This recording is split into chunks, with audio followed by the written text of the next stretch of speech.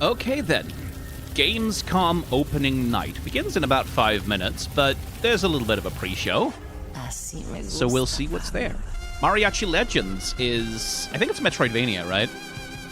It's been announced already. I don't remember. I don't think it's been out yet, but it's one of those things that, like, caught a lot of attention just by being beautiful and having a unique premise. Although I can't remember seeing much about it since the last time I saw a trailer.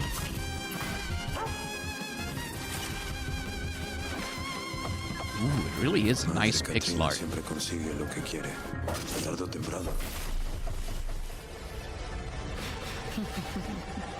No me hagas esperar. Might be interesting to look at the character design of that. And now's the part of the show where we are blessed with a guest. Joining us now, the creative director and composer of Mariachi Legends, Miguel Hasson. It's really nice to be here. Thank you for having me. What is Mariachi Legends, and where did this concept come from? Mariachi Legends is a pixel art Metroidvania. Yeah, as someone says in chat, it does have a little bit of blasphemous about it. Alucard suit is like 90% of a mariachi suit already, and so we started thinking about that Mexican vampire sort of idea, and we infused it with Aztec culture and Mexican culture, and so one thing led to another, and we have Mariachi Legends. Can you tell us one particular element of Mexican culture that you were excited to put into Mariachi Legends that you've never seen before in any other video game? My mom's from this town called Mascota here in Jalisco, and it's one of those towns that's in the category of magical town or pueblo mágico. This would be the first time a pueblo mágico is ever present in a video game ever. It's very Mexican, and I feel proud. Ooh, the parallax So how does scrolling this on those actually backgrounds play? look We nice. mix like fast combo action with RPG. So it's like a Ninja Gaiden Castlevania sort of mix. You know, Ooh, these live combos 2D allow you portraits to for the get characters extra when they buffs. talk. There's Ooh. also the element of hunting for ingredients and Personally, being able to cook not a Mexican fan of traditional those dishes. particularly. And so They're- that I just allows you don't to usually enter like some how boss they fights move. ridiculously overpowered. So Not when that can they're people wrong, finally just play this I game? don't like them. We're finally ready to announce that the game is coming next year in April 27th. Thank you for coming to talk with all of us. It's my pleasure. Now, I've got good news. Now, the and question bad is, can news. people in chat The hear bad me right news now? is we're all out of trailers for this pre-show, which means good, that the good, good good. news is that it's time for the top 10 reasons to be excited for Gamescom Opening Night Live 2026. Okay. Number 10, Gears of War E-Day. The E stands for emergence. No. But it might as well stand for excited for Gamescom. Number 9 reason to be excited for Gamescom Opening Night Live 2026. Netflix couldn't lock down the exclusivity. Number 8, Ananta.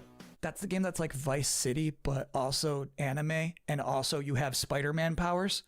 It's never boring. Number 7, so far the increasing price of RAM has not impacted the cost of watching trailers. We're all Number dying in 6. an AI apocalypse. We hid the word nooblet somewhere in Jeff Keighley's script, and he hasn't found it yet. Number 5, a live performance of Guillotina from Eugenics. That's gonna Never be played that bonkers. game, so I have Number no 4, idea what that is. The Witcher 3, Songs of the Past. Oh, right, It's they're never dropping too new late Witcher DLC for some DLC. reason. Number That's 3, very CD Projekt Red. Final Fantasy VII Revelation. You know, I noticed they haven't shown Right, of course a that single would show up. second of Aerith gameplay yet.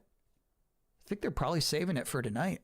Number 2, as we helplessly trundle towards an all-digital future, manufactured traditions such as these have somehow become a rare remaining live space to share mutual enthusiasm for games. That one's not really a joke. Sometimes I just get sad about stuff. Yeah, And okay, the fair enough. number one That's reason a to be fair excited for Gamescom observation. Opening Night Live is the pre-show is over. Oh, okay. No more waiting. No more anticipating. From this point forward, we'll be live in Cologne, Germany. Thanks for watching and enjoy the show.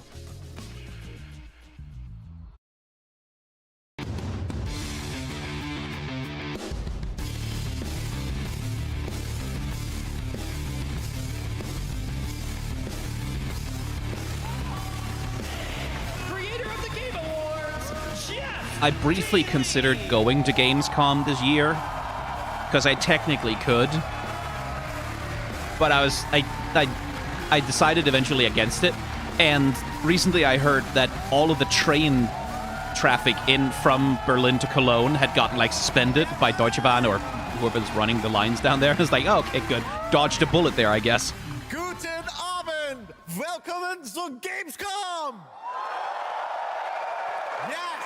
Are you guys ready for 2 hours of video game news and updates? Jesus, 2 hours. Okay, fucking. I thought this would be like 45 minutes. All right. Opening night live in Cologne, Germany at Kohlmesse, and the crowd this year, you guys are honestly the loudest I forgot to take a look at his I've ever shoes. heard Are they you. still The as energy and atrocious hype as is on always? another level. It's kind of a You tradition, guys really, are to prepped shit on and Jeff's ready, shoes. and we He's got a lot actually of great no. stuff for you today. He's actually wearing some shoes that Feels vaguely great fit to his be outfit back, this surrounded time. by over Okay, 5,000 good on you, fans Jeff. at the biggest consumer Kind of video robs game me of something event to in roast the you for, world. but This week, more than 350,000 okay, inconsiderate. people Think are of the expected content here at creators. Gamescom, and tens of millions of more will watch live online around the world. We love you too. Well, you'll see if you love me by the end of the show. But yes, hopefully you will love me. When we started We Opening won't, Night Live Jeff. in 2019, we We didn't know won't. what to expect. From the very beginning, you guys welcomed us.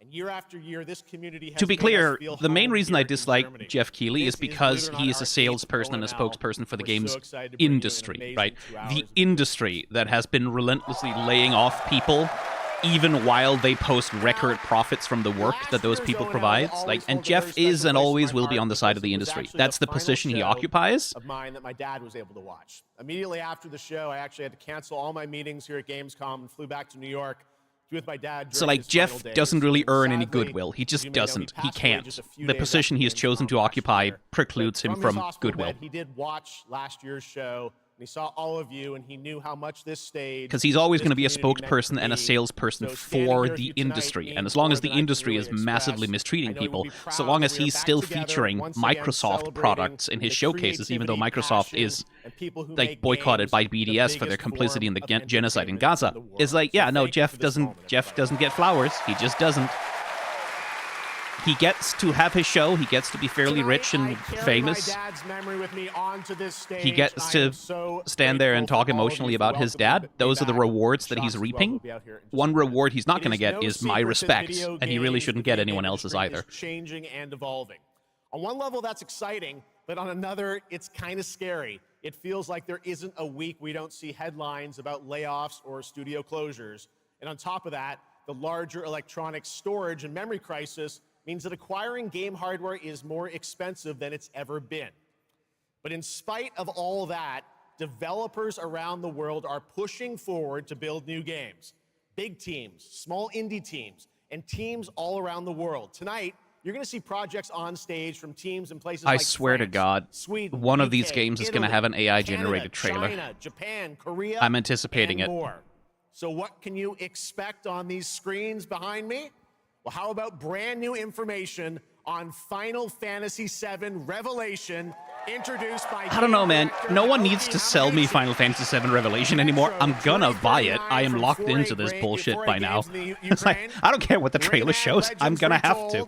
The Xbox console exclusive Gears of War E-Day. Yeah, once again. Tides of Annihilation, the first ever in-game footage of Warlock Dungeons and Dragons from Wizards of the Coast. Microsoft And is under yes, boycott by later in by the show, BDS we'll have the world for their premiere complicity, first and details specifically their and Xbox gaming in-game products footage of a are under brand new boycott by BDS expansion, for their the complicity for 2015 their Game of the active Year support winner, of the The IDF in the Witcher genocide in 3. Gaza. It's called So Songs of the Past.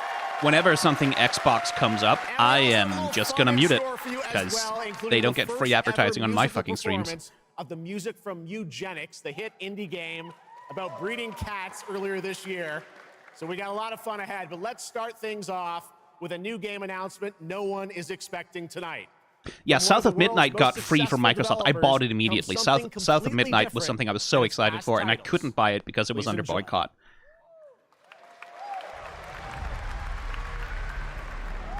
Whence came the first entanglement? None living may now tell. In its way, the flood waters spread, weaving calamity. Upon the silken paths, malice took root. 10 suns rose on high.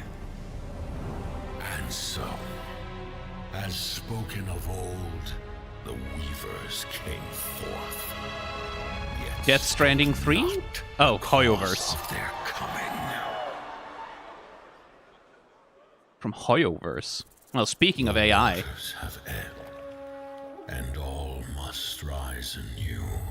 Hoyoverse has been investing, MiHoYo certainly has been investing heavily in AI for their production pipelines, so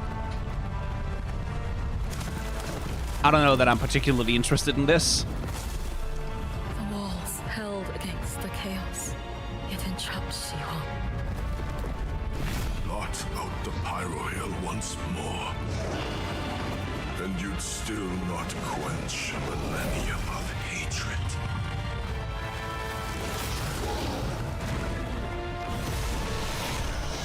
You know, for all the grimdark fantasy sort of Souls-like gesturing they're doing, you can tell that the character design is still Hoyoverse. Just their approach, especially to the women, but their approach to how they design characters for appeal above all else is like, It is not oaths, man, but lies. Keep things whole. for me personally, I feel such a dissonance from that. Such a dissonance that the world is all like grim and dark and gritty, and then all the characters are like these fucking smooth-faced little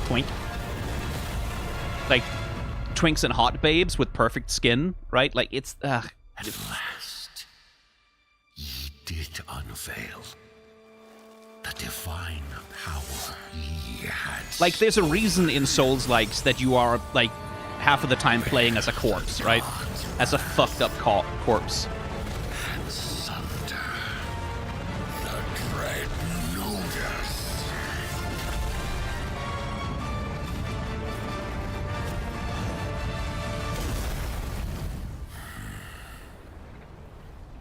Came ye to reweave this world, or seek ye some other end? Yeah, I can't say that really sells. It looks very generic. Pretty impressive. That was the announcement of Notice Fall from Hoyoverse, an original co-op action game in which players take on the role of a weaver and step into a world where divine authority has crumbled and order has collapsed. Players must stand as one to defeat mighty mythic beings using close coordination and Sever the tactics. Dread Notice. Looks very, very cool, and we're happy to kick off the show with that one.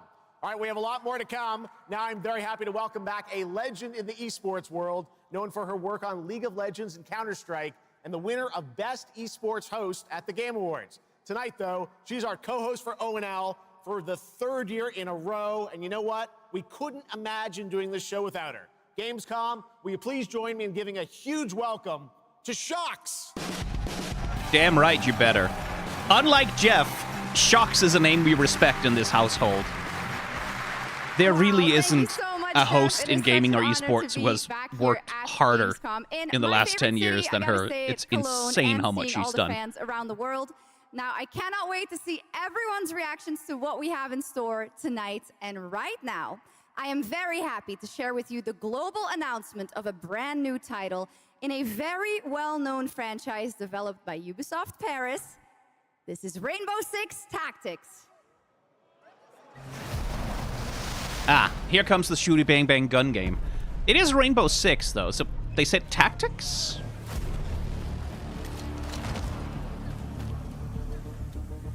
Okay, I'm actually... That, to me, is more interesting than just Iron Sight's rifle shooty game. Tactics games are more interesting to me. Back. Aesthetically, still, I don't care. It's still, you know... The people behind this, I have seen them before, and they must be planning something bigger. Send me everything. Oh, they really are just playing XCOM with it, aren't they? Like, up to and including the fucking central guy looking very much like fucking... What's his name? The dispatcher from XCOM. He literally is wearing, like, the same fucking sweater. Yeah, Bradford. He's wearing the same sweater with the same fucking elbow patches. Like, that's a little bit blatant.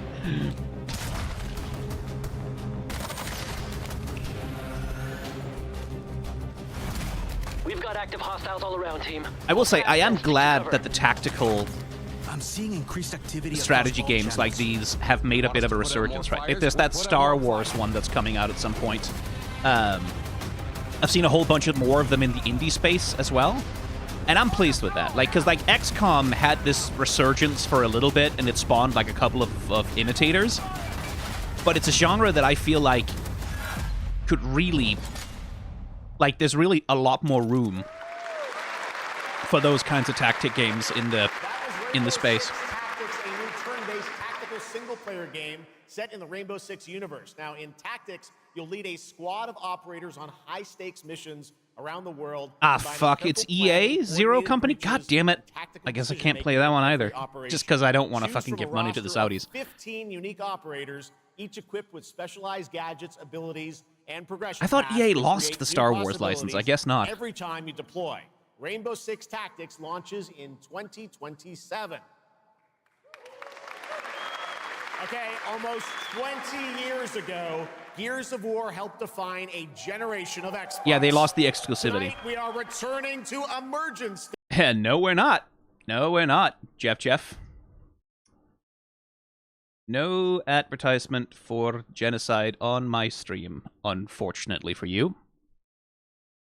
Chat, we can just talk amongst ourselves while they have this little advertising showcase. And again, I will remind you, Xbox is currently sanctioned by the Boycott, Divest, and Sanctions movement, which is the longest-running, most successful, and most, like, absolutely one of the most credible boycott movements in the world right now that is trying to put economic pressure on Israel and the IDF to get them to stop their genocide in Gaza. And they have asked that people simply don't purchase Xbox games because Microsoft is providing cloud compute and lots of logistical support to the IDF while the IDF is, you know, murdering children. I think the last statistics I saw from Gaza was that according to the IDF's own numbers, they have killed, what was it, 15,000 children? Right, that's their numbers. That's the numbers that they're willing to admit to, is something like a casualty rate of 10 to 15,000 children that they have murdered. I think one of the more recent things I saw was some chatter that an IDF general had given the order to intentionally target any children who are flying kites in Gaza, which is the most popular children's toy in the Gaza Strip because it's one of the few that they can make on their own. Specifically citing, like, oh, it's a security risk, or maybe they're flying drones or surveillance technology. We have to... Specifically, they would target children who are doing that. So yeah, no, like, fuck Microsoft and all of their products. They can go to hell. South of Midnight recently got freed from the Xbox prison, though. Like, South of Midnight and the developer behind it were able to buy back the rights and publishing rights and all of the intellectual IP rights to South of Midnight, and now all money that's spent on that video game goes to them, specifically. And I would encourage people to do that, because that was published under Xbox, and I couldn't buy it or talk about it because, you know, BDS boycott. But now it's not. Now it is fucking available, and I am super fucking excited to finally get to play that. Same thing with Double Fine. Double Fine also managed to buy their own freedom from Xbox, finally, which I thank fuck for, because I did not trust Microsoft to not fucking shut them down. This year. All right. Next, it's time for Anata, an epic free-to-play open-world RPG game from NetEase, coming to PlayStation 5, PC, and mobile platforms. 3 years ago, it was revealed here at Gamescom with two massive cities. I do not remember that. And social following as a member of the ACD team. Tonight, but it was 3 years ago, I guess. Why did they reveal it 3 years ago if it wasn't even close to... Okay, well. You can expect. And yes, news on the release date as well.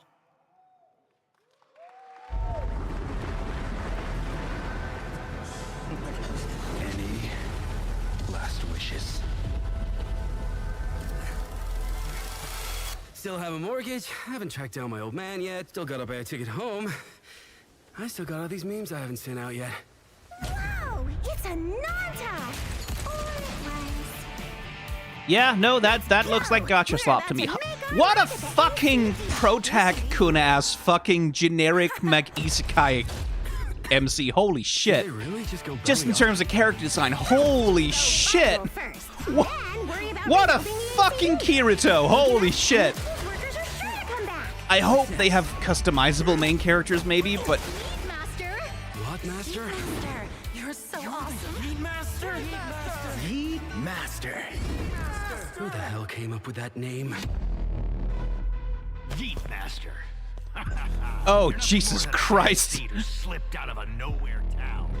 Enjoy the party, my friend. Doing the fucking Gatsby meme? Okay. I think I see the tone. Akira slide. Okay, yeah, we're just doing references. We're just doing references to things. Oh, hey, and they're doing Dragon Ball fights in the sky, too. And there's the Yamcha pose. Yeah, okay, fine. Jesus Christ. Just you wait. Where am I? Where do you think? Wait, I'm back home. There won't be traffic at this hour, will there? This is Chongshao. Take me with you to sniff out some martial arts masters and legendary weapons. If someone else is more into memes than I am, I'm sure they'll have a fun time with this. But I see all this meme shit, and I'm like, okay, this game doesn't have anything serious to say, right? Like, that's the vibe I get, is that this game is not interested in saying or doing anything meaningful. It's just making references. It's the Family Guy shit, right? Like, it's cutaway gags and Family Guy jokes, essentially. It looks like cutaway gags and Family Guy jokes with high production value, I will say. Like, everything here looks very nice. It looks very well produced. Character design's a little bit boring, but I suspect someone could have a lot of fun with it. I just... Wait. Huh? Why is everyone running off? Am I really that annoying? Yes. Yes, you are, Kirito.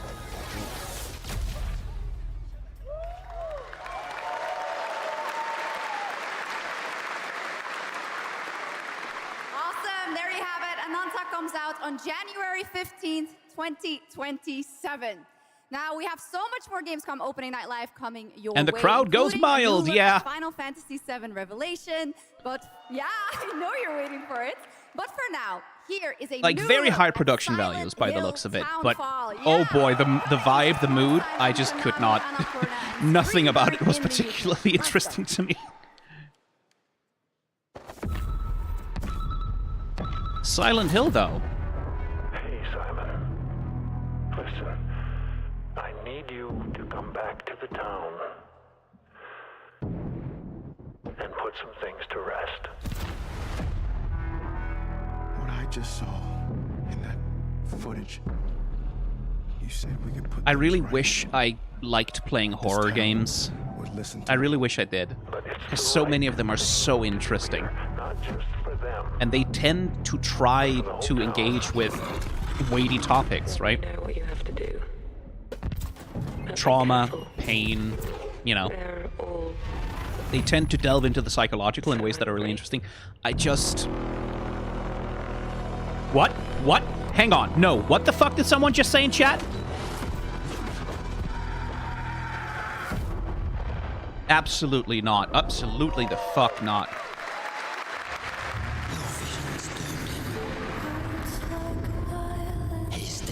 Dolly died. Jesus.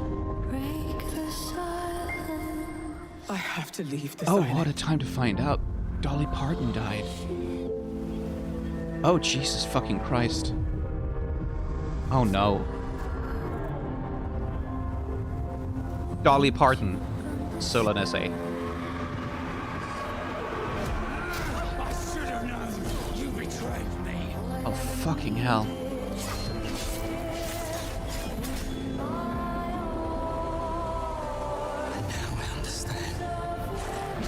Okay, I'm gonna try and recover my brain from that, but that's... Jesus, okay.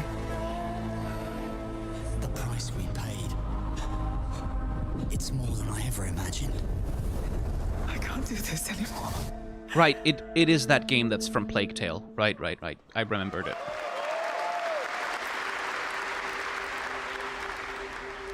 Oh, that's interesting. Wooden puppets. I've seen that game before. That's been announced previously, right? I feel like I remember the aesthetic, even if I don't remember the specific. That is an interesting design style, and it looks consistent, too, across assets, that they're really consistently committing to that sort of Leica style.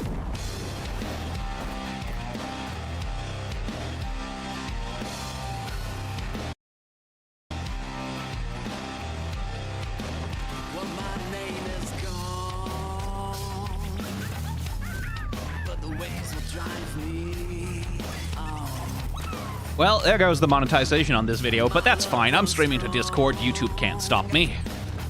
They'll just annoy me when I try and upload it.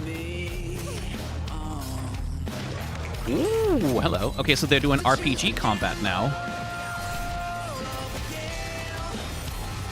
The character design looks very expressive from the portraits that I can see there. Oh, that ship moves like a fucking car! Holy shit!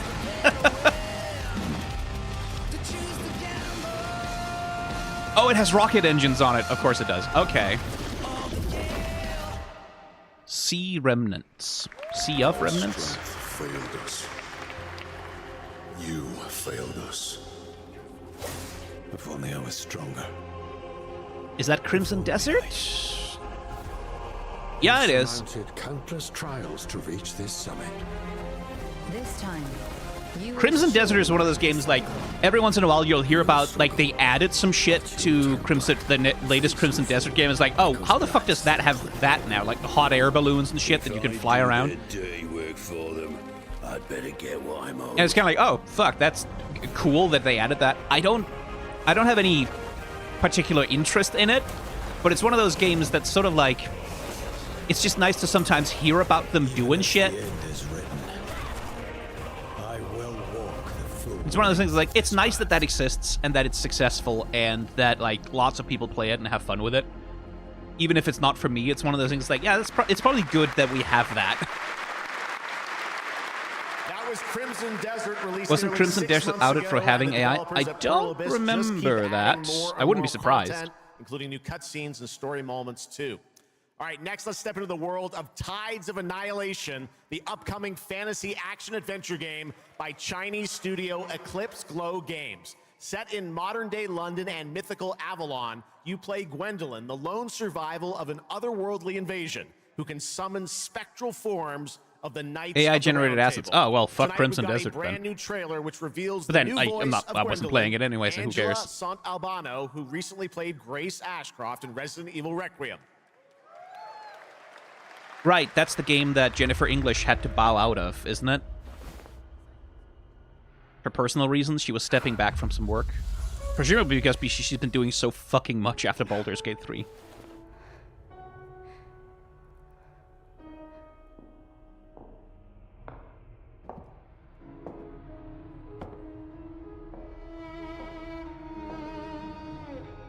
You have decided.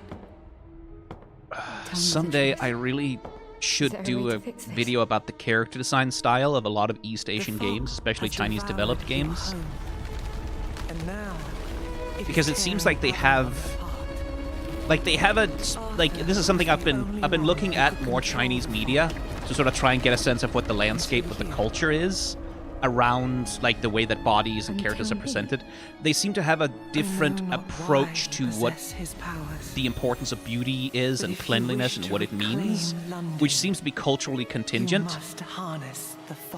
But it also leads to, like, the thing I was talking about, where the world these characters inhabit is grimy as shit, but then you look at them and there's not a speck of anything on any of them.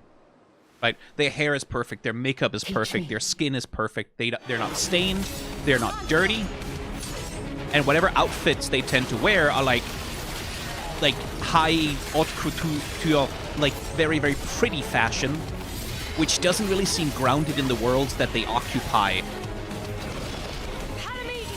Right? And there's parts of that that are culturally contingent, right? Like, which is like, that's just an approach that exists in, like, Chinese culture, in Korean culture.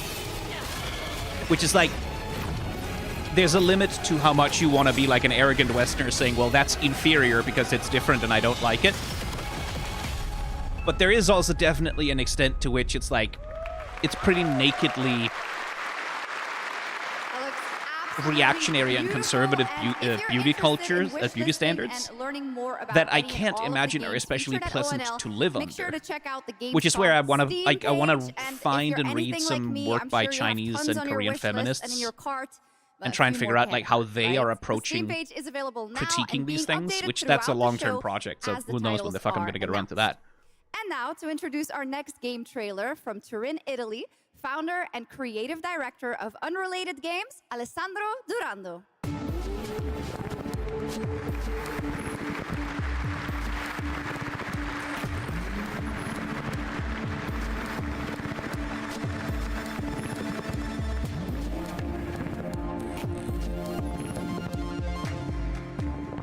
Thanks, Chucks. Okay, what the fuck does his shirt say? There is a question at the heart of Love Song. Unasto? What do we leave behind and for whom? Well, you can be sure is that an A? anyone will ever find it. I didn't have an answer when I started, and I still don't have one.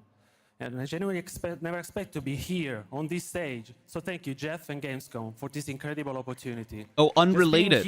It's just without the vowels. Oh, I see.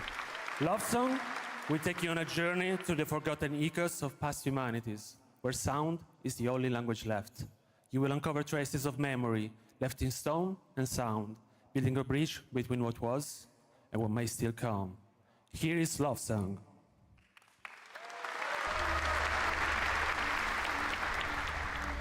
Oh, interesting. Sort of a paper texture over everything.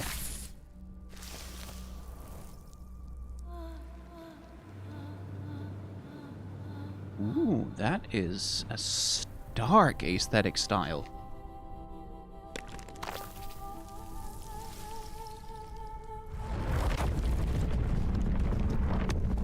Feels a little bit like the work of That Game Company.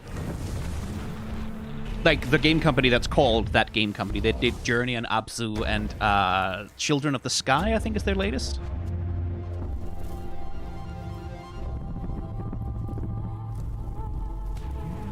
That fucking colon paper visual filtering thing they've got going on is compelling to me, though.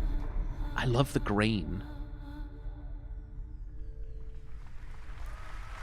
I might have to check that out. Love Song. What a beautiful and artistic game made right here in Europe. Thank you, Alessandro, for joining us.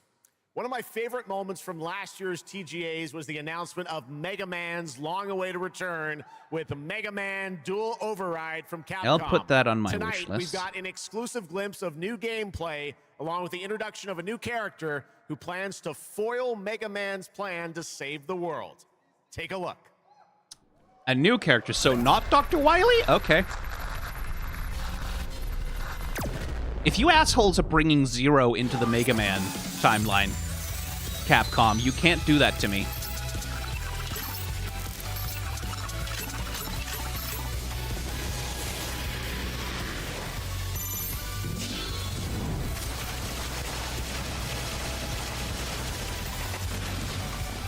The thing about Mega Man is, like, any new Mega Man game, the main thing it has to be is Mega Man.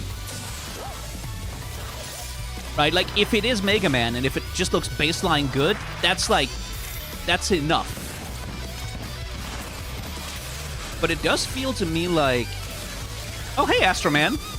I guess he's back. Twinkle Girl? Oh, my. Mega Man names remain undefeated.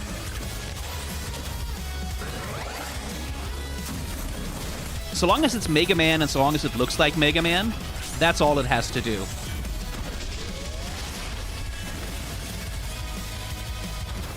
And this looks like Mega Man, and it looks pretty damn good as Mega Man.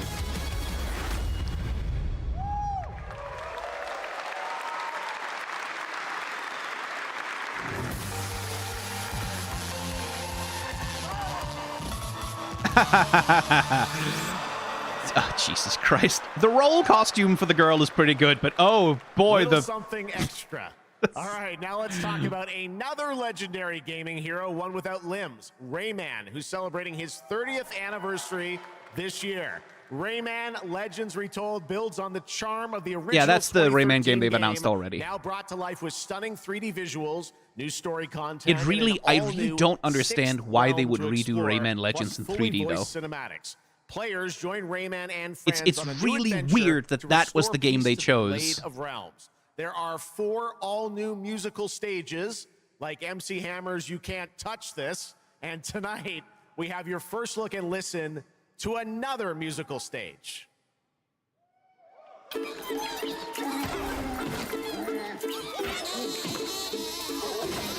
Because, like, Legends was absolutely gorgeous in 2D. Like, it had some absolutely beautiful Ubisoft 2D. The Macarena, of course. Like, Legends had absolutely gorgeous 2D art. Like, really, really beautiful. And, like, it's not like the remake looks bad. Like, it looks fairly compelling, frankly. Like, it's... But I just don't understand why they chose to do it. I don't know what the motivation is, what it was that, like, 3D is going to bring to the game that was so important. It's just confusing. Like, it's not a bad thing, it's just confusing. Especially when it's just a faithful remake, right? Like, it's... I've already played Rayman Legends. I've played it a lot. I don't know what I need the remake for. Rayman will be at the Ubisoft booth this week here at Gamescom, and that's what makes this show so great, is that many of tonight's games will be playable to fans who are joining us live in person here in Germany all weekend long. Still to come at ONL, the worldwide reveal of The Witcher 3's new expansion, Final Fantasy VII Revelation. Oh my god, The Witcher is getting a Final Fantasy VII expansion? For the first time anywhere. It's time for our next announcement. The developers gave us a phrase to introduce this new IP, but none of the words apparently can be said on stage. So I guess, let's just watch a trailer. Okay. The fuck is that supposed to mean?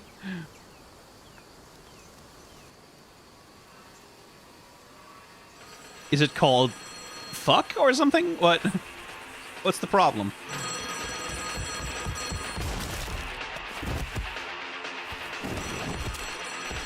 Okay, we open with a woman murder.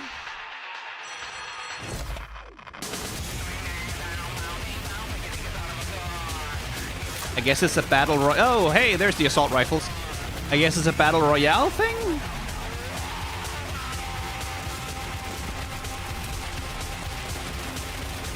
Certainly looks PvP.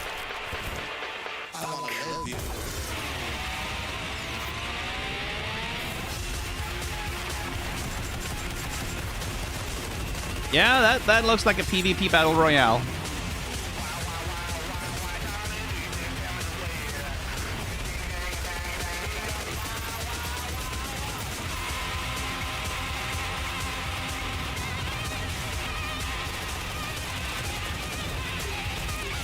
Hi, Artemis. Could you not be on the keyboard? Good girl.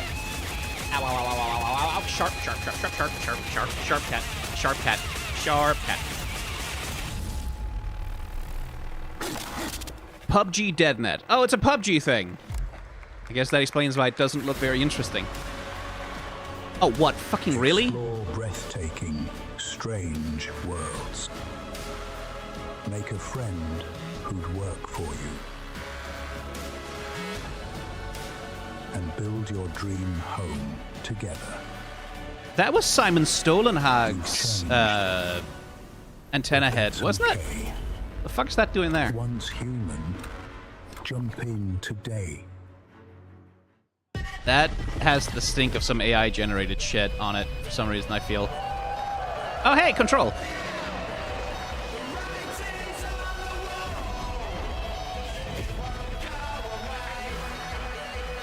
There's an antidote to AI slop, though. Remedy Entertainment, we can count on them.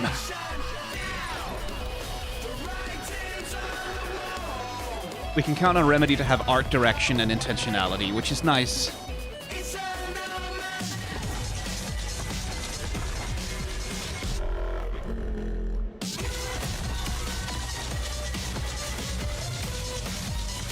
I see. They're tired of doing all the sort of spooky, scary trailers. This is the sizzle reel. This is the, oh yeah, this shit is fucking rockin', man.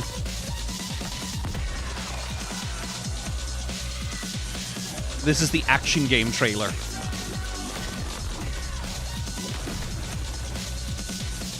A deliciously free-flowing character action RPG. Which, like, I feel like that's not why most people want to play a Control game. Is not really, like, they don't want to play Devil May Cry, they want to play Control. Which is, like, I guess the odd position that Remedy have put themselves in when it comes to selling the game, because they swapped to, like, a sort of character action Control style, so now they kind of have to market it to that crowd also. Which I feel like are not the same crowd who were really into Control and Alan Wake. That's not a criticism necessarily, it's just an observation. There's a grain of truth to old legends. Your eyes. Is this vampire? Fangs long as snakes. A winged beast. Can it be a demon? Oh, no, they've announced that one already, haven't they? It's like the Dracula game. No, please, no. I gave you a blessing. Oh, hey, Jason Spizak. Or Spizak, I can't remember. But this one, he's different. The sun didn't take him. Night after night. Day after day. I will strike him down. Your every move sends a ripple. Your every word echoes far. This is definitely not the sizzle trailer. It's all about, like, the action and the cool shit.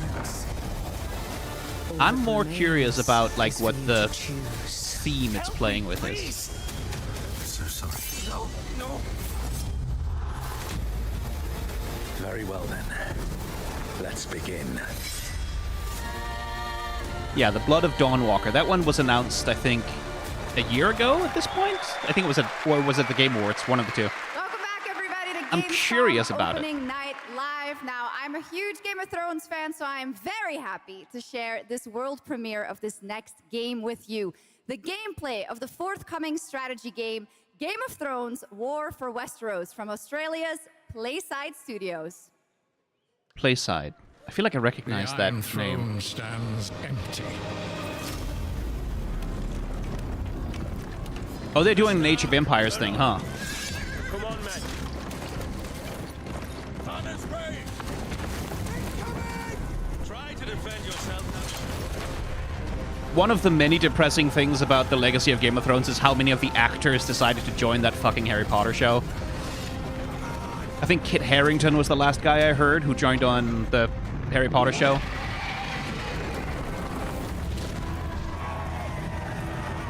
In brighter news, Nicholas Hoult dropped out, possibly in response to the backlash. Is yours to decide.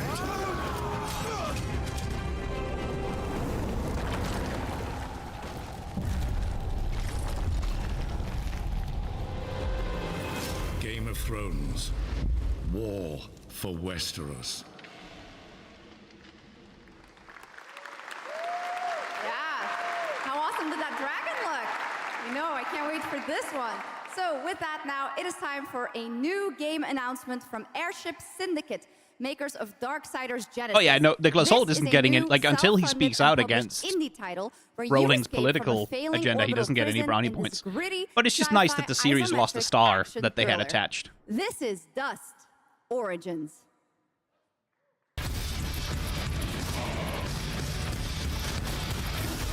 Huh, top-down action, sort of Diablo-style ARPG looter thing? Oh, it's from Airship Syndicate. Airship Syndicate are good. They're a solid developer.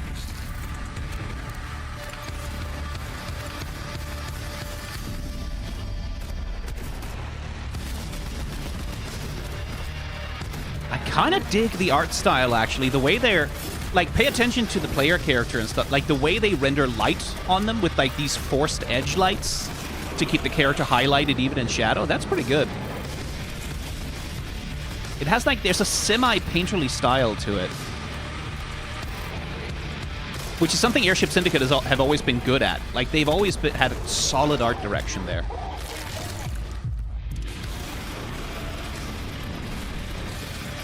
I guess it's a roguelike thing, maybe?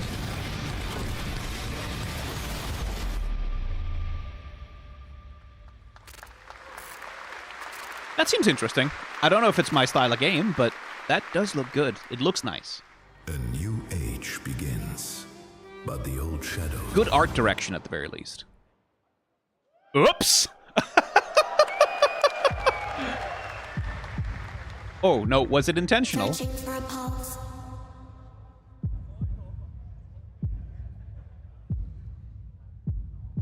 It was intentional. I should have known. Initializing reality. Loading at 230. I swear to God, if Hatsune Miku projects onto stage right now. Activating 1,600 exhibitors. Unlocking more than 1,000 worlds. Global data streams active. Challenging community energy worldwide. That's a lot of Breaking buzzwords. the barrier between screen and reality. Heartbeat restored. Synchronization complete. Is it an ad for Gamescom? You are no longer playing. You are logged in.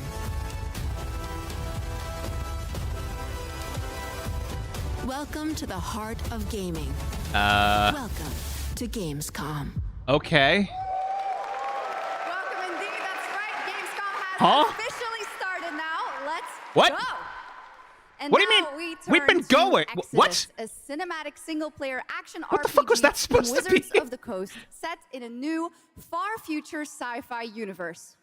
In Exodus, you rise from salvager to traveler, discover new worlds ravaged by the effects Huh? of time, and search Why for would the you key put to that humanity's there? survival across the most dangerous reaches of space.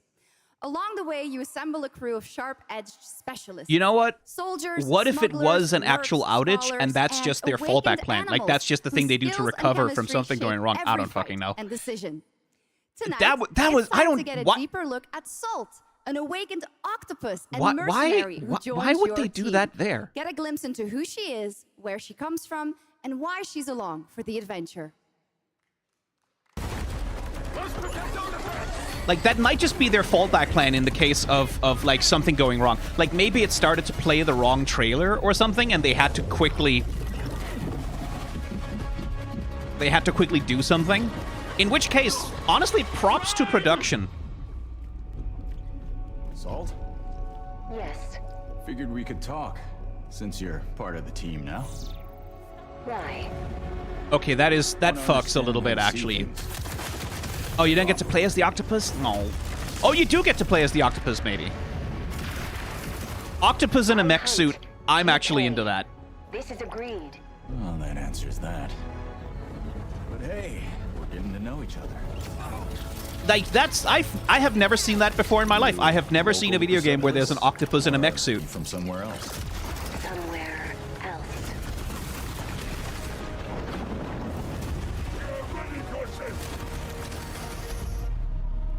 Salt. You have a most impressive reputation. We were surprised. Feels Mass Effect-y somehow, doesn't it? The human team. You fear me. It feels Mass Effect-y to me. I'm responsible for this world, and you put it in danger for your own selfish reasons. Oh yeah, very Mass Effect-y. But I will be paid after, even if Leiden is in danger. You've been away for a long time. I'm into this. I'm into this. I want to see what this shit is. From your people? I miss Ocean. Seriously, I have never, I don't think I've ever seen a game. The last time I remember a game with a playable octopus character was fucking Octodad. Right? Like, what else? The octopus alone is kind of worth it to me.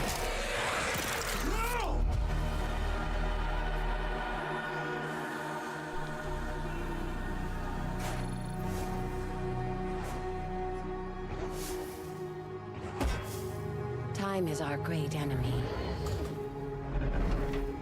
I'll put that on my wish list. But we must always have hope. Yeah, you know what? The fucking octopus. Yep, that's all it takes to sell it. I cannot think of a video game where I've ever seen a character like that. It is coming in April, as you saw, of 2027. Now to give us an exclusive extended first look at the gameplay for the upcoming Warlock Dungeons & Dragons from Wizards of the Coast and Invoke in Montreal, Canada, please welcome the TGA award-winning star of Resident Evil Village, the incredible Maggie Robertson.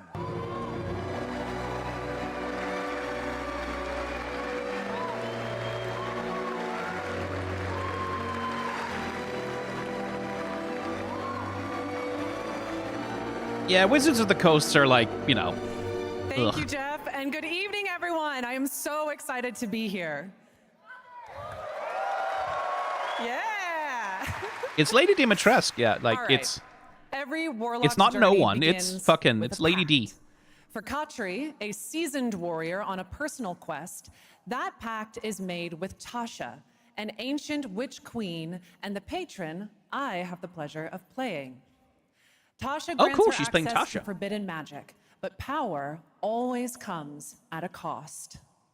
Tonight, we're revealing gameplay for the first time, showing how Katri wields magic as she explores the world of Darkon.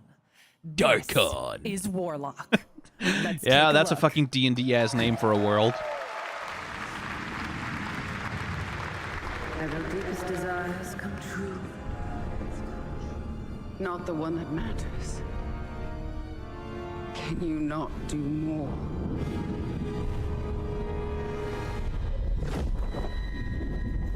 More? You still think this is your quest? I have seen your heart's desire. Dark and defiant. Yeah, again, not 100% into the character design style here. The faces feel a bit stiff. Like they're doing performance capture, but they do feel a little plastic.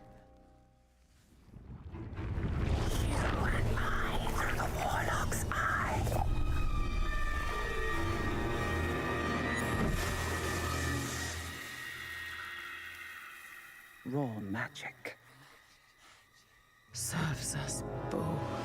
Yeah, I think it's the mouths that are moving a bit weirdly stiffly. It is alpha footage. I will say it's alpha footage, which means they're probably... If they're still doing cleanup on it, I would imagine that this dialogue animation is going to look better in the final game.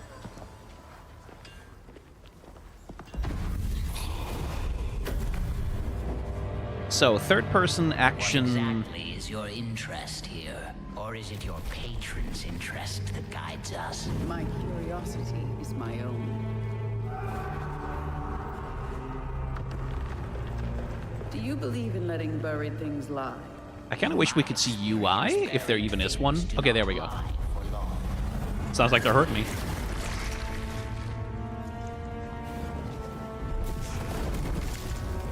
Okay, environmental puzzle solving. I do like that. I was worried it was just going to be like a hack and slash third-person thing.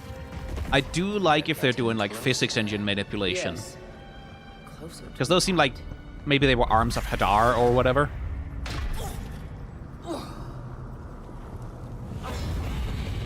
Okay, here comes some combat. Is that a fucking...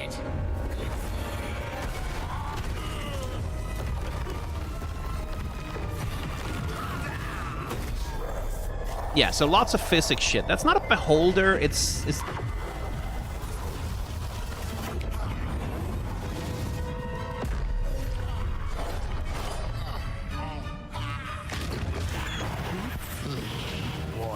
Absolutely not.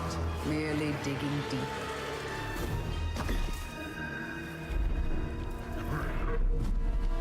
The thing is, so long as there's like a really toxic, exploitative Yuri thing going on with the Warlock and Tasha,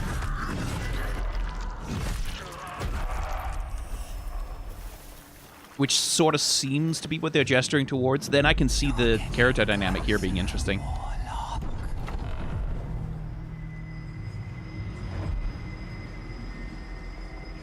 What is it you see? Raw magic. A means to an end.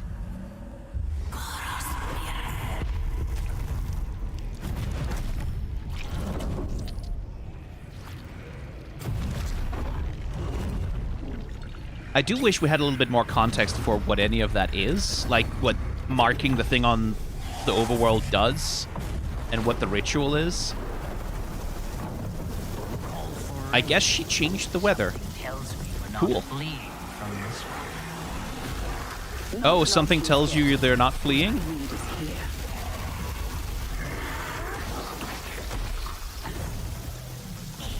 If you're gonna have an imp as like a secondary character to banter with the main protagonist, at least make them funny. Come on.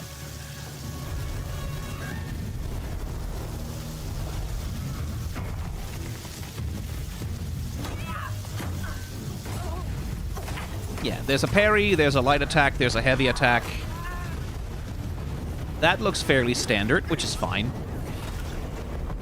And I thought the death kiss was trouble.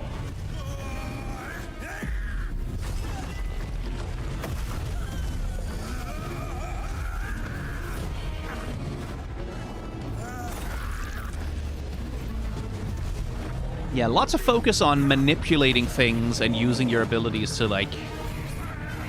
I do like that it's not just hack and slash, right? That it's not just spam X button to win, that they're emphasizing being smart with your powers. I hope the combat system is about that. I hope it's about, like, you're not gonna win if you're just going in for a fight. That seems to be what they're signaling here. Like, you can't fight this guy.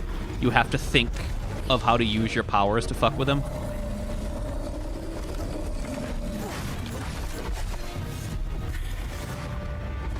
If that's the focus of the game, like they force you to be creative with your powers. Like, you can't just, you know, parry spam your way out of the fights or whatever. Then I am interested.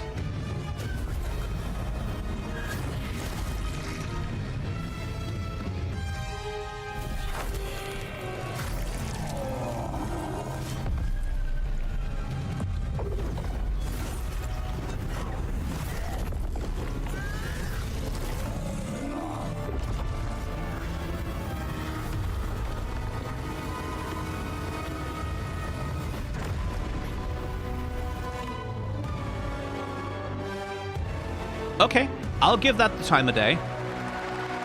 It kind of has... If the previous game had Mass Effect vibes, that one sort of has a bit of Dragon Age about it. For the announcement of a brand new game inspired by 1001 Arabian Nights, with flying carpets, colossal bosses, and more. It comes from the new NBC Game Studio, which is debuting this game on the Gamescom show floor. Here's 1001 Threads of Mizan. Come close, and I will tell you a tale of two worlds at war. Set ablaze by a smokeless flame, and fueled by those called to fight.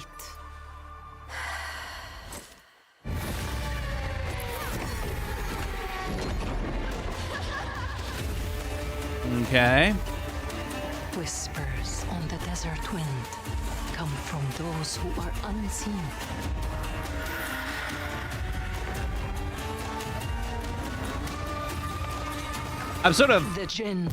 I'm withholding judgment a little bit because, like, between the flying carpets and the accent and, like, it is one of those things of, like, who's developing this? If it's a bunch of white dudes in the US, for example, I'm a little bit like, Once the children of Earth and the Jinn flourished, united, until betrayal split their worlds. NBC is Middle East Broadcasting. Oh, so this is Arab game dev. Well, then it's more credible, I will say. The veil is thinning. Two worlds collide as they wage a war of vengeance.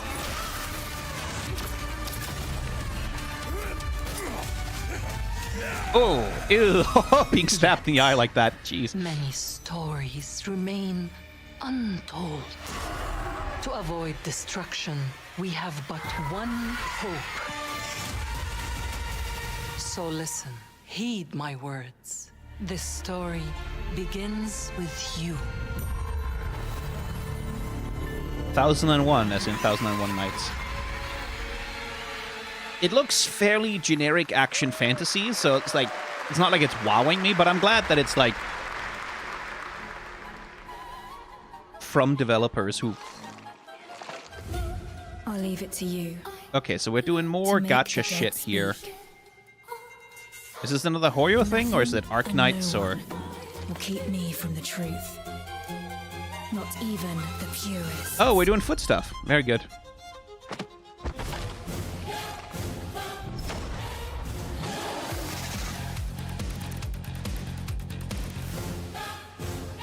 Again, it's that character design style where appeal is like the only goal, right? Like the only purpose of character design in these genres is sexy, beautiful, cool, hot, badass. Like, it's just appeal. It's all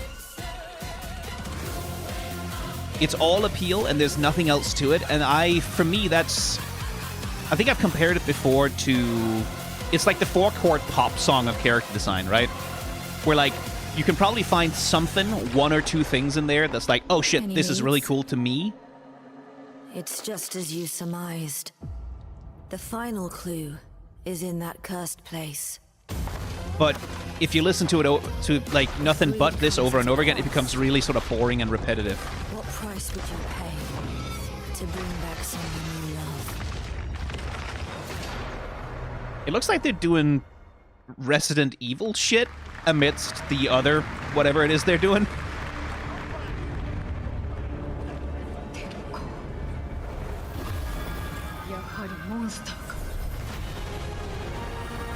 Is this some sort of Monster Hunter thing?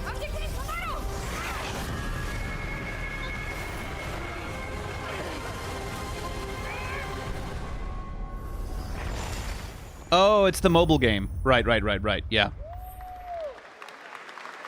Gotcha game. Once again, gotcha. Again, Monster Hunter has such a good character design style, especially Wilds has an amazing character design style.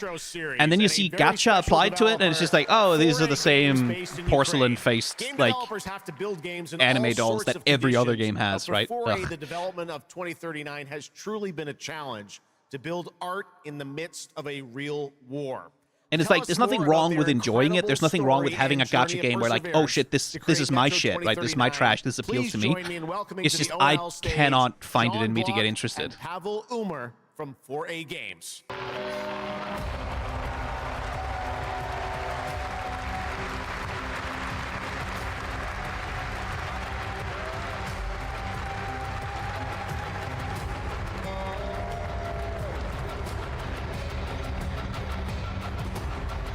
Hello, Gamescom.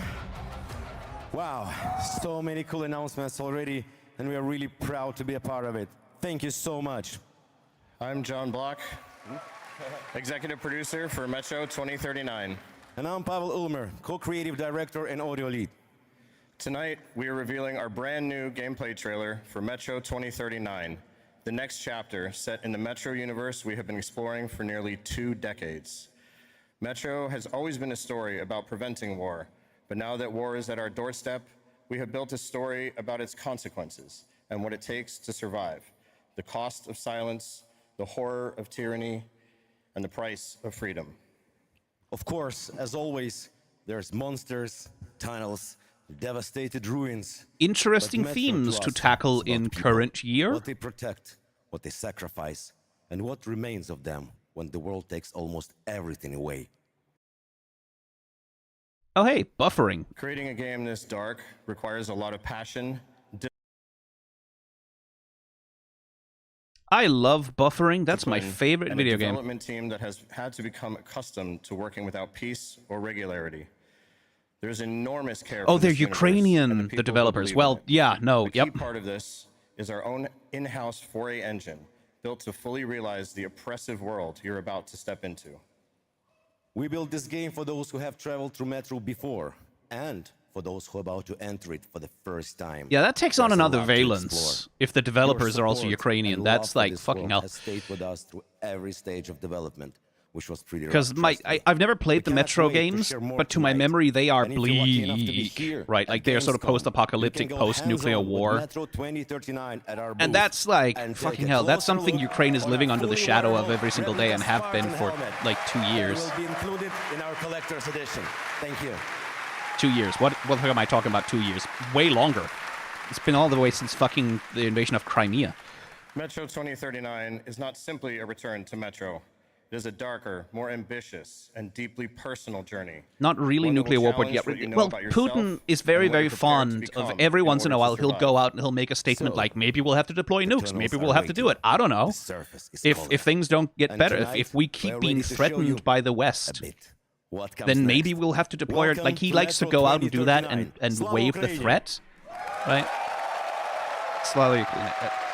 And regardless of how credible that threat is, the Ukrainian people still have to live under it, under like the constant threat he's making that he might nuke Kiev or something. What brought you here? I'm looking for someone. I need information. It doesn't matter if that's a credible threat. That's still something to fucking like. That's still a nightmare to live with. The station like a damn plague. So this is Hunter's bright future.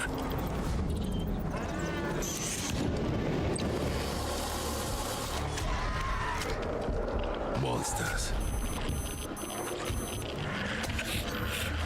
And radiation. That's all that's left up there.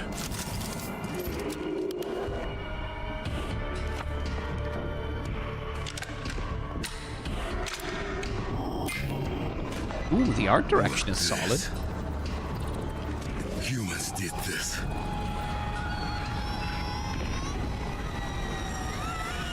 Invoking the shadow of Chernobyl, huh?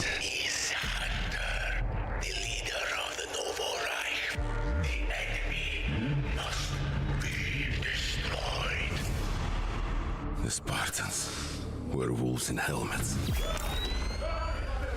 But I'm something worse. The enemy must be destroyed. Destroyed. The enemy must be destroyed.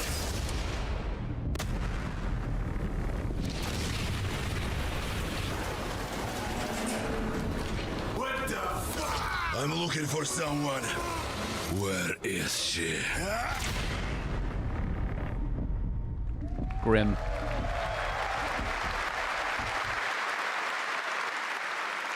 Metro 2039 looks great. Hats off to the team at 4A Games. Okay, now for something completely different. He's performed at the Game Awards and was on stage with us at Summer Game Fest, but now it's time for this person's first appearance on ONL.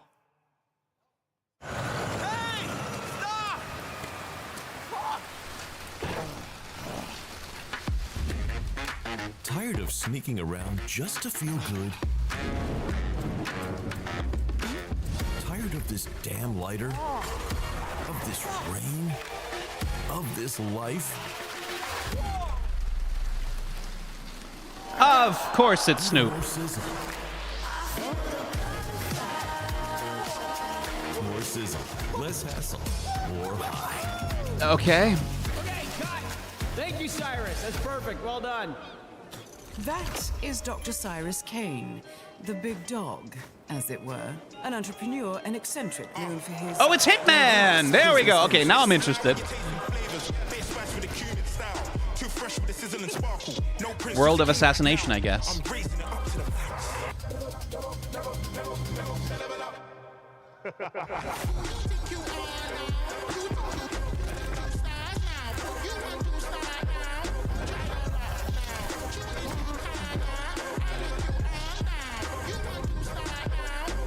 I hope you're feeling hungry, 47.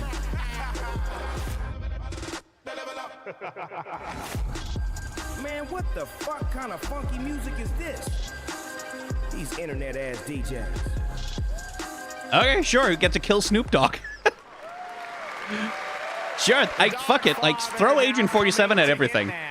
Like, nothing gets worse by having Agent 47 thrown at it. NC, this is Ion 2, the sequel to Ion, a new PC MMO built around aerial combat on a massive scale. It launches October 5th this year.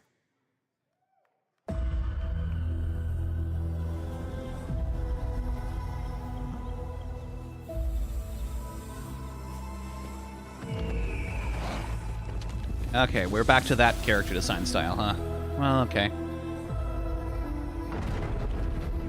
This is one of the things that frustrates me about a lot of these games, is they have such beautiful art direction in their worlds, they often have really, really cool and interesting monster designs, and then I see the people, the human characters, and I'm just like, oh, okay.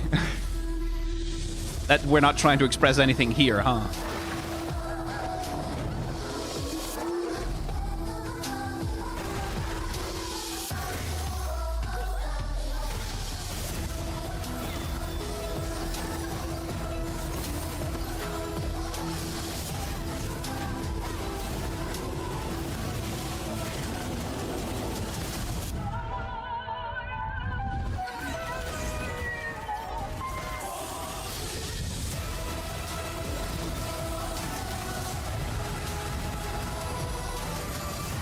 Yeah, I don't really have any commentary to add to any of this that I haven't said already.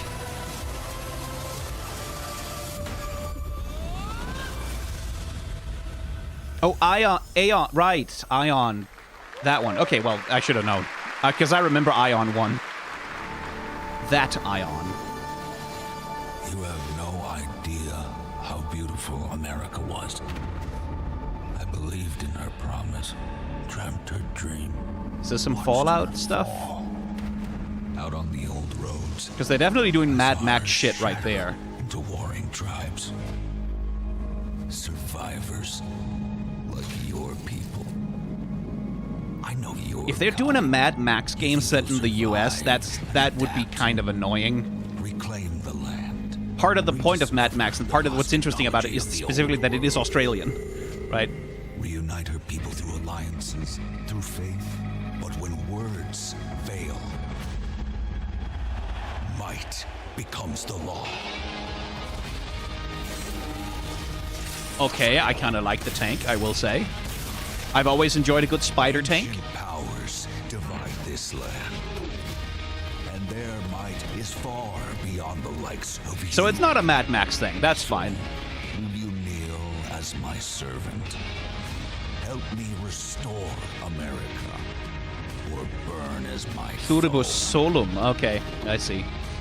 At the end of all things, only one dream survives. Paradox game, huh? So I guess it's an RTS or a strategy game, then?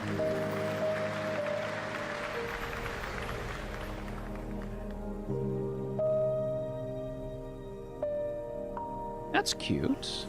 What do we got here? Oh, it's Hoyo again. Well, then it's probably full of AI slop. The thing about when a company is like publicly like, yeah, we're investing in AI development tools, we're doing so, is I don't know, I can't trust anything they make ever again. I can't trust it. I can't trust anything they make ever again. I can't trust that they weren't using that shit. And so, like, for me, whatever Hoyoverse puts out, it doesn't matter what it is. It doesn't matter how different it is or if it looks interesting or whatever. I can't trust it. Because they have very, very publicly said that they believe in generative AI as the future of games development. And so they can kind of fuck off.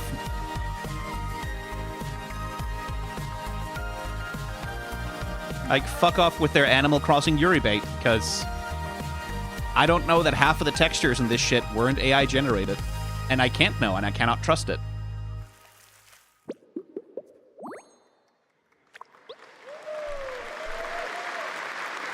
That was Petit Planet, a cozy galactic life simulation game from Hoyoverse. Here, life unfolds at your own pace. Farm the land, cast a line. The silver lining of Gen AI is that it's freed me up from wanting to play so many games, right? Like, my backlog is going to slowly start to shrink because there's so many games I don't have to give a shit about playing anymore. Now on the game's official website, plus the final beta test will be coming soon. Awesome. Yes. But now, we are very excited to have a special musical performance at ONL. Earlier this year, Edmund McMillan and Tyler Glale's cat breed simulation game, Mutagenics, got rave reviews for its gameplay and dark comedy style, and yes, it's music. No, the YouTube stream is And fine. tonight, It's Discord. We've got the first ever live performance. Please welcome Matthias Bossi, Harla Kilstead and Jeff Perlman from Ridiculon performing Guillotina. Okay, they have a fucking costume style. Während dieser Live-Übertragung kamen keine echten Katzen zu Schaden. All right. Say you'll be mine. We'll be divine.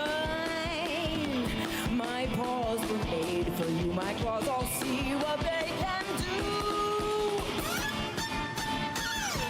This kitty wants her cream. This pussy, oh, she has a little dream. Come, let me play. Don't run away.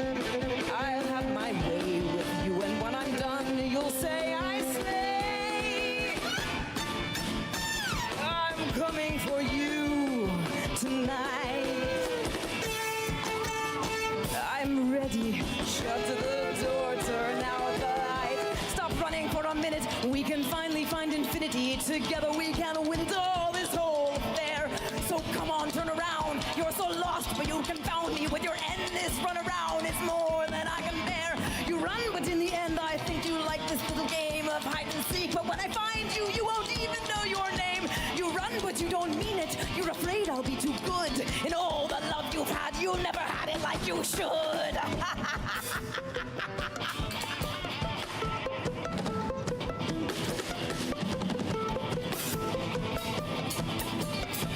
Wow, whoever's mixing the instruments is not doing a great job. You can barely hear that fucking guitar.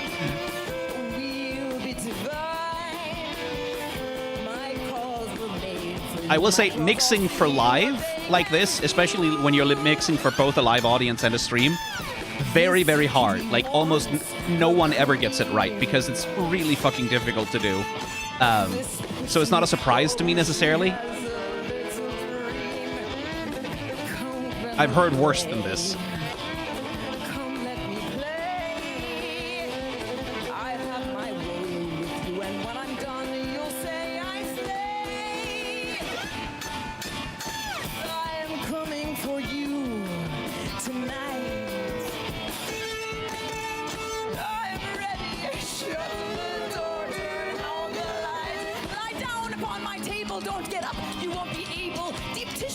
I suspect this sounds way better live.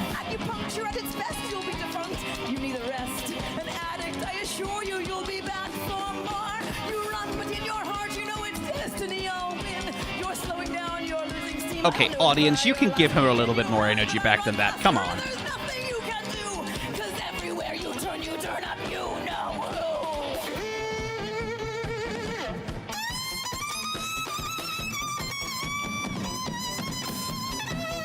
She can fucking play, too.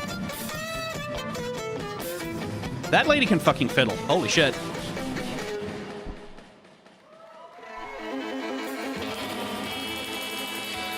I want to hear the album version of that song. I want to hear that with proper production.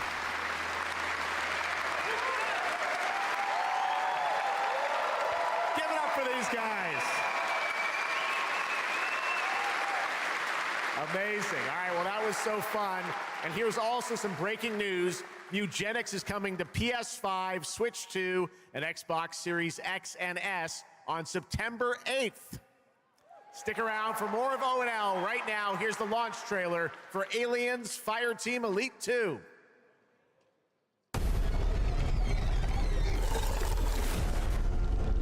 Aliens Fireteam Elite. It's a game with too many titles. So, 4-player co-op shooter thing? Asymmetric multiplayer? Like, is it a thing where someone plays as the alien and then 4 people play as the... Oh, no. Okay, the aliens are like a horde. Okay, it's a horde survival shooter. Fair enough.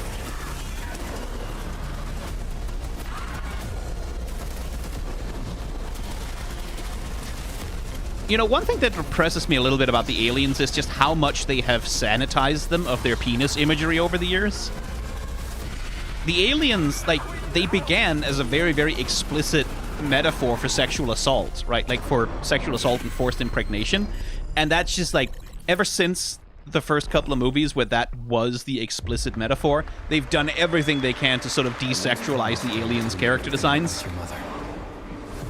Yeah, here's another game that was... The developer came out hard, like, Gen AI, we use it, it's great, everyone uses it, you should shut the fuck up, we use it for everything, it's so cool, we use it so much we don't even know when we're using it, we can't identify which one of our assets are Gen AI because we use it all the time, constantly. So that's one of those games that's like, yeah, go fuck yourself, I don't care. And it sucks because on the initial trailers... was to spare you from the nightmare we endured. Conceptually, I was so into this. I don't think I've ever really played a game that's set primarily in Amsterdam, especially in the 1600s. Like nothing I'd seen before.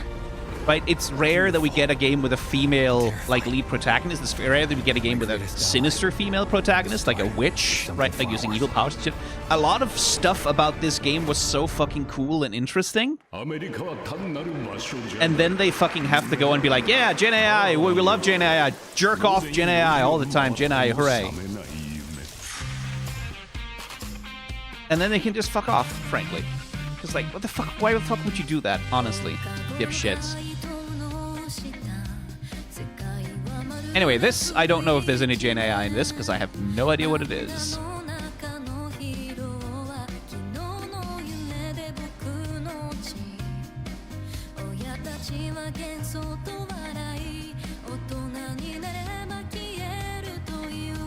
Bubba?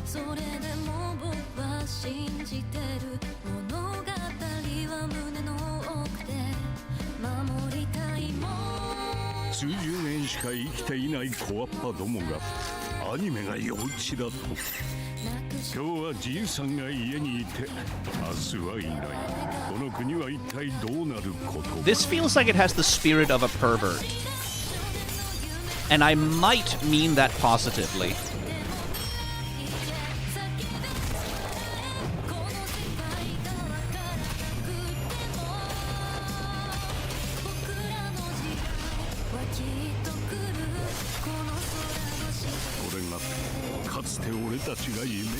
Because, like, there's a difference between a game that's just sort of pandering to horny bullshit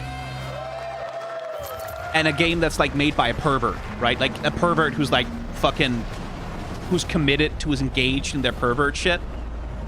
And I'll always be more forgiving and interested in a game made by a real... Like, Yoko Taro is a good example, right? Yoko Taro is a huge fucking pervert. And he injects that into all of the games that he makes. And it's part of what makes them interesting.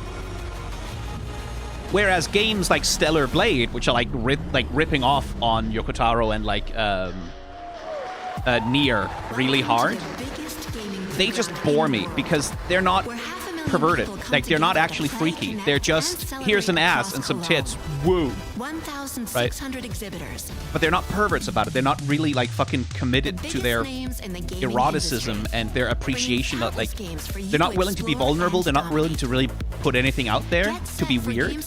And then I don't care. Like, I can be interested in playing something that's the work of a pervert who's, like, really fucking going for it with some fetish that they have. Because that's interesting. That's an expression of the human soul. Like, whether or not it's tasteful, that's another question. But I'm willing to look at it. Hey, Tenna. But if it's just like, tits, ass, woman, but... then I don't care. Can't make it to Gamescom in person? Visit our website, gamescom.global, and experience all program highlights via our content hub, Gamescom Now. The experts at IGN are gearing up to bring you... That's one of the things I remember about Stellar Blade specifically is... Oh, hey, Epi. Stellar Blade has so much fucking porn bait in it, right? It has so much fucking porn bait in it, but then you play the game and, like, no one in-game ever recognizes that... What's her name? Eve looks like a sex doll, right? Like, she looks so fucking pretty. Like, no one ever recognizes it. No one ever seems to care. It doesn't ever seem to matter. Right? And it's like, come on, man. Like, if you're gonna have this character and you're gonna have her look like that deliberately on purpose, then it has to matter. It has to mean something. And it doesn't in Stellar Blade. It doesn't mean anything that Eve looks the way that she does in Stellar Blade. As far as I could tell, anyway. It's just like, Welcome it's to just a Gamescom. female protagonist, big titty, skimpy outfit, because we don't care about it. We're not interested in exploring it, right? Which is what Nier Automata does. It explores what it means that the androids look the way that they do. Which, like, you can feel about that however you want, but at least Nier Automata is willing to engage with its own bullshit. Here's a brand new look at Stage Tour. Yeah, Bayonetta is another good example of a game that's, like, about how fucking horny it is.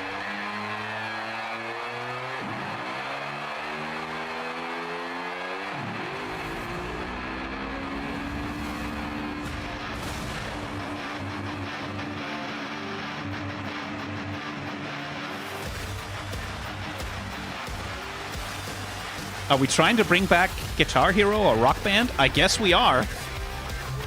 Is this the Fortnite thing? Because, like, I believe Epic bought Harmonix.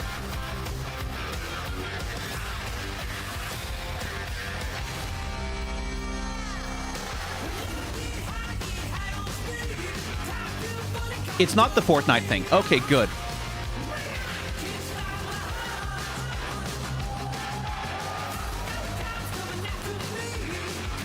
So this is like an attempt to revive Guitar Hero.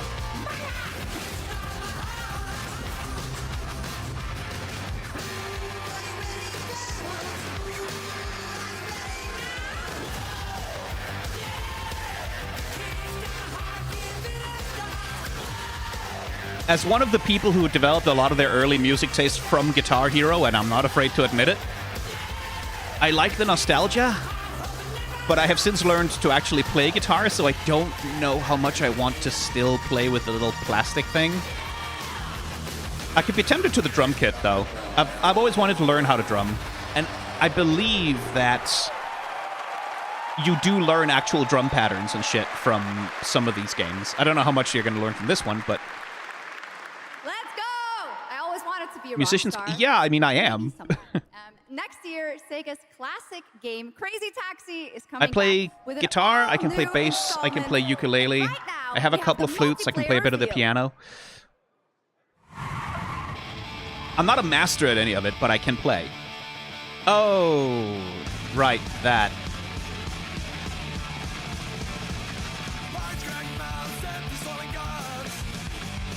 It's Crazy Taxi, but to my memory, they did some AI bullshit.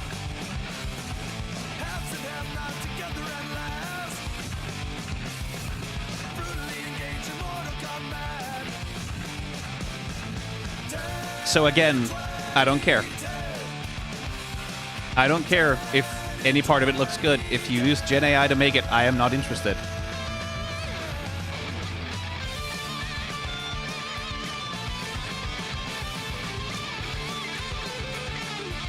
Is this the one with the CEO crash out? No, that's a different game. That's the one that's called Rideshare Stimulator, I think. Which is also full of Gen AI bullshit. The Xenia continue to wage war against the human race. Okay, I'll hear out any game with dinosaurs. The Order of the Turok. Oh, it's Turok, of course. With enhanced abilities. The war has moved to the Lost Lands, a site of ancient ruins and creeping danger. The Xenia yearns to unlock the secrets of these savage worlds to unleash the means of humanity's destruction. They must be stopped by warriors who will not flinch in the face of the Xenia menace. You are such a warrior, relentless, fearless. You will give no quarter to your enemy.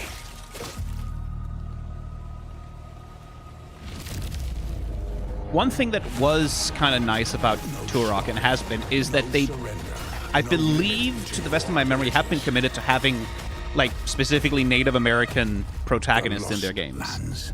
Which is rare.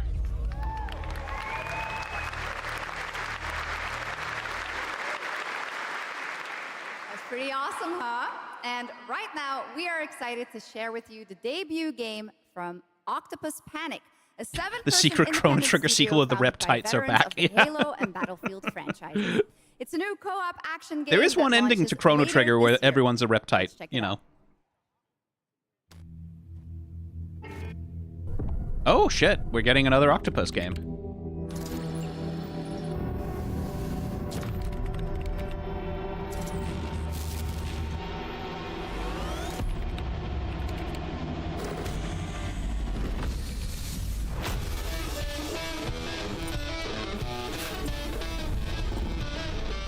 Oh, it's a pug game. Oh well. All right, Grabhounds, welcome to the other side of the galaxy. Welcome to your first shift. All right, let's get this done.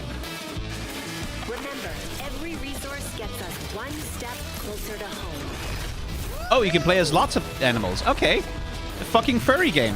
Hell yeah. Research options just opened up. Some might even help. So there's some roguelike shit, And watch out for the wildlife. and it's some resource gathering, base defense, tower defense, sort of third-person shooter thing. Sure, why not? Try not to die.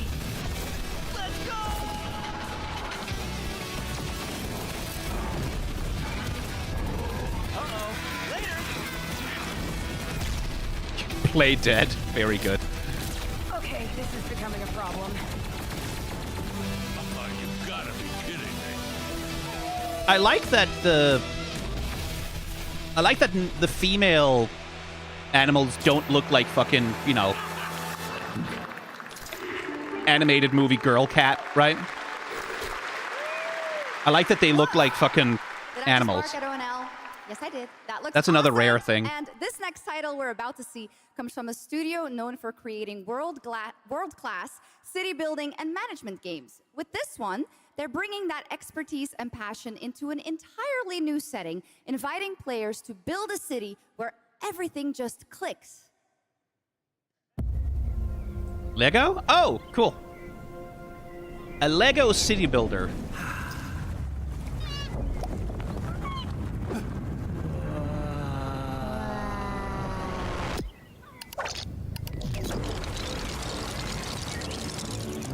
Kind of wild that it's taken this long. Like Lego SimCity? That just seems like the most obvious thing in the universe.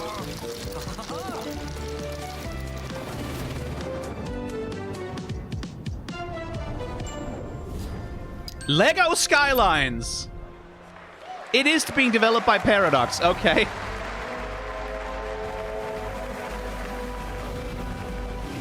Ooh, time for a foamer game.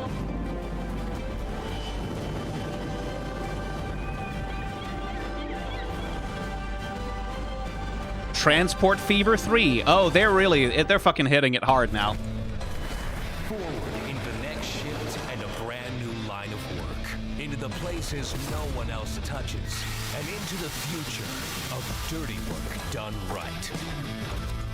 And yet they're still using assault. Well, okay, they're using a bunch of other stuff than assault rifles, but Crew built to punch into the hottest zones, take on the toughest jobs, and stay longer. oh, they're not using a lot of others. I thought maybe they had other weapons than the assault rifles, but no, it seems like the assault rifles are the main thing. See, because the thing is, I've said this many times before. Whenever I see a game where, like, the default weapon is assault rifle, part of me just disengages because I'm so tired of it. When I see the guns like the other ones, right? Like the cool guns, the guns that do weird shit and big explosions and stuff, that makes me interested, right? Because I want to play with that. That seems fun. But assault rifle is just I don't want to point at things down iron sights and click shoot gun button anymore. I don't want to do it. I've done it for 20 years. I'm done. The only crew that gets paid for doing. Yeah, at least make the assault rifle look weird, right? Like that's my minimum criteria is that if you're gonna have an assault rifle, make it look like some weird fucking space tech shit or something. Don't make it look like an assault rifle. Make it look like anything else, and I'm sort of willing to forgive it. But because it's assault rifles every time that look like assault rifles and play like assault rifles and shoot like assault rifles, I'm like, I have used that gameplay verb too much. I don't care anymore. Is witnessed, but in the world, It is taken. ARPG by the looks of it.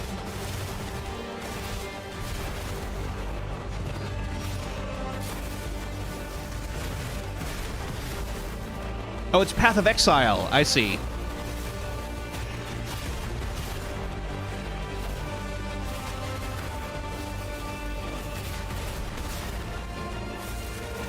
Path of Exile is one of those games that's like, if I could get myself to sit down and spend the time that it would take to like really figure it out, I think I would get hopelessly addicted to it, which is part of the reason why I don't.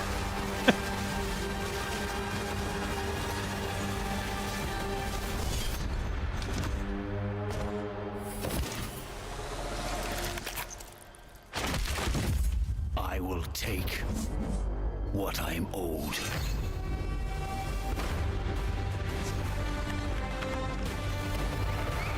What? It's not out in 1.0 yet? Jesus Christ. I thought it was out in 1.0. I thought it had been out. It has been in early access this whole time? Jesus. There was some big news for ONL. Path of Exile 2 1.0 is coming on December 11th from Grinding. Yeah, I know Gear Path of Exile Games. too, but I thought that had been out for we have some ages. exciting And I news. guess it The has, just reveal in of a early classic access, I remake. suppose? It's a turn-based strategy game that was first released in 1999. Now beautifully reborn in 3D and faithfully modernized. It is time to journey back to Erathia. Oh my gosh. Erathia? Command mighty Oh, heroes, right. build spectacular towns, and lead fantastic It's Heroes of Might and armies Magic. into epic tactical battles once again. Ubisoft presents Heroes of Might and Magic 3 Remake. I don't see the point of that. Great king of Erathia. Heroes of Might and Magic 6 is like in early access and is shaping up okay. Scrambling to feed on its remains. What? Erathia must not fall to its enemies! Oh, they changed her character design a lot. Look up what anyone remember what Catherine looks like in the original Heroes of Might and Magic 3? Oh, they changed some things. Not so faithfully remade, huh?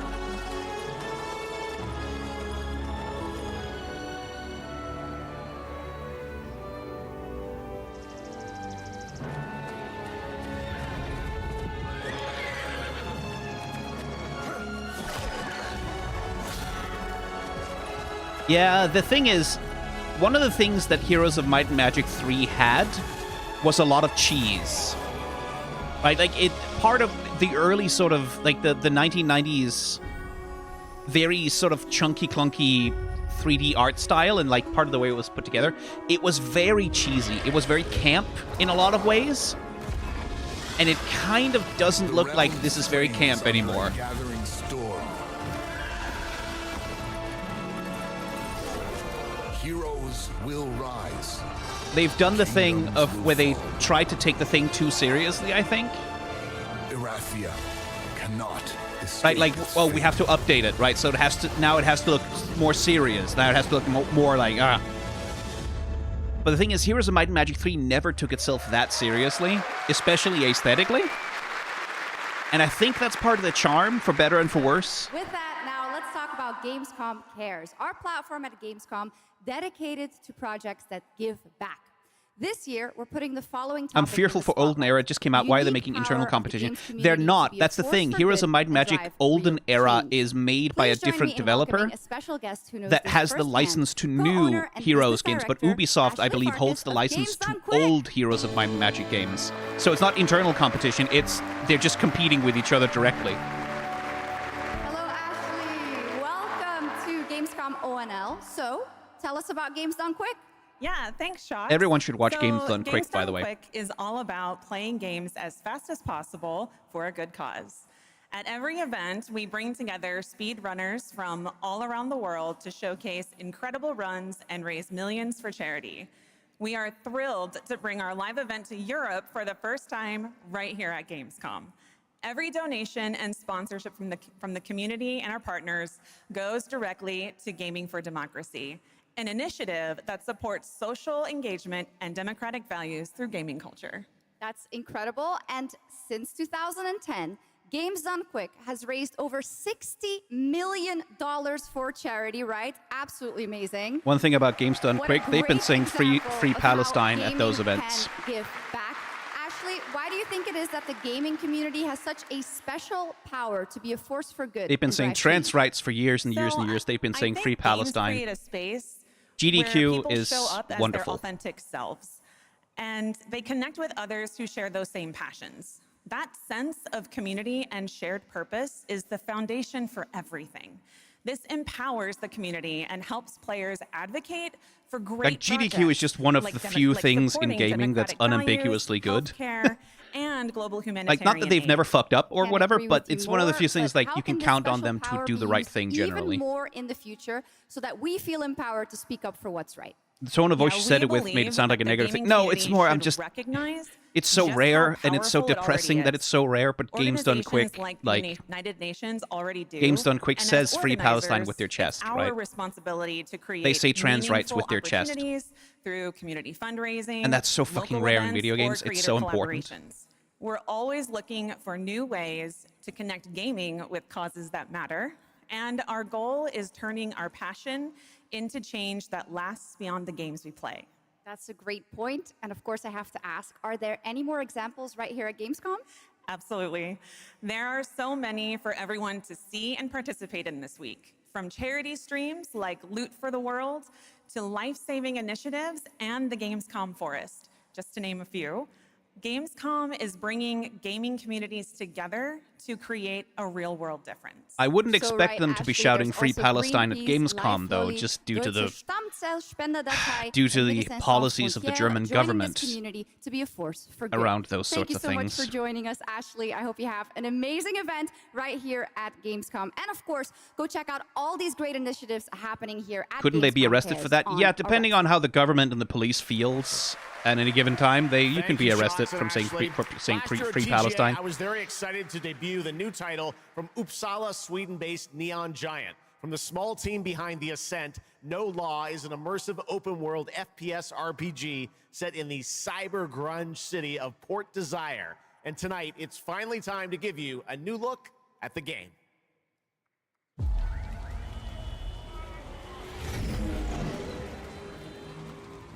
So, we're doing cyberpunk stuff. Hear about this Gardner guy going after the mayors? The city won't shut up about him. What have you heard? Nobody sees him go in.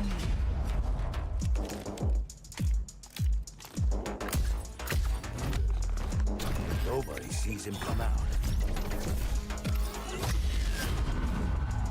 Good with his hands. Light on his feet. Dynamite with vacuum cleaners.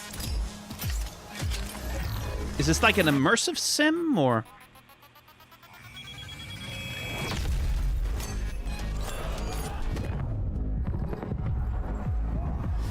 Come on, we can handle one freaking gardener. He's a ghost.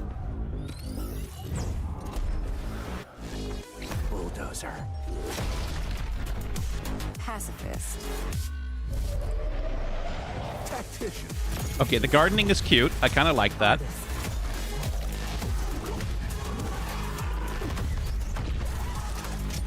I do like the Duke Nukem kick as well. That's a very Duke Nukem kick.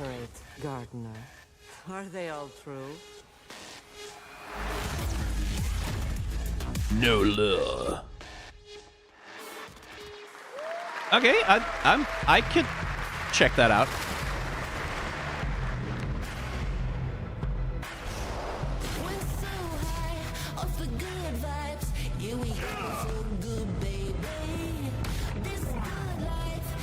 This looks MOBA-esque.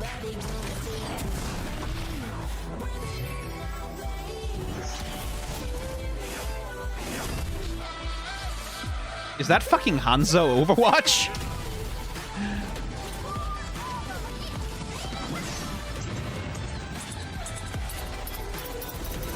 Yeah, it's Yasu Hanzo.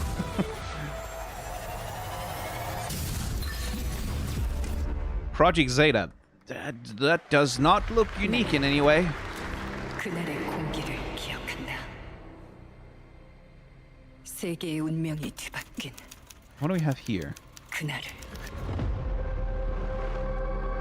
Cinder City. 시공간을 찍고 나타난 미지의 함선이 하늘을 덮자. That's Korean, right? Yeah. 세계가 숨을 멈췄다. 시간을 건너온 3명의 사도들은 다가올 절망의 미래를 경고했고 그들이 건네준 인류의 희망은 거대 기업 아니마 그룹의 탐욕에 의해 변질되고 말았다.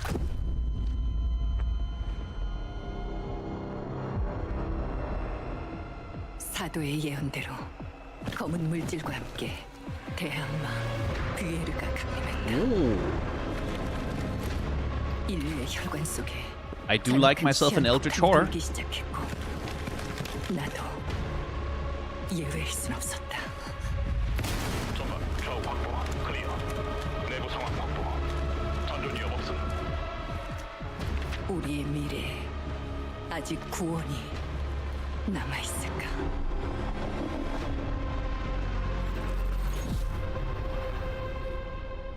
Okay. Oh, look, assault rifles. I thought maybe we were playing as the lady, but no, we're playing as John McSpace Marine. So close. It might still be a good game. It's just like, oh, that's the poster character, huh? As the protagonist comes across a horrific experiment where a body's consciousness has been transferred to a server of rats. It's one of the many experiments in the game, narrative puzzles where your moral choices affect the outcomes of the mission, as well as the rest of the narrative. When I was 5 years old, I was very sick. But somehow, my dad did the impossible. Whatever that miracle was. Kepler. It pushed him away from us. Ooh, interest and frictional. Crumby, do you hear me? They are a reliable developer, frictional. Crombie's experiments can be active right now. Delicate stuff. Okay, I dig the art direction.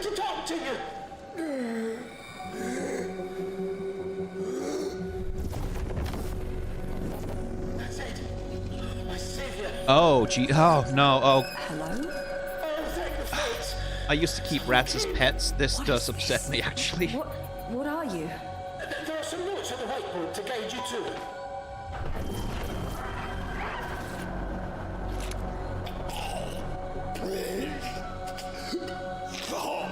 Ah, okay. You said... I assure you there is no mind. Please proceed. Turned into annihilation there for a second. No! My body! No!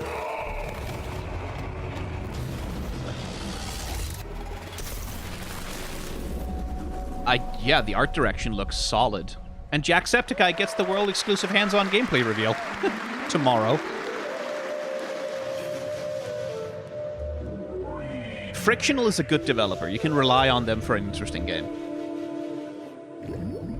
But yeah, the rat thing, that does upset me a little bit. Rats are gentle creatures. They're very sweet. When they are when they are pet rats, not when they're wild rats. Stay away from wild rats.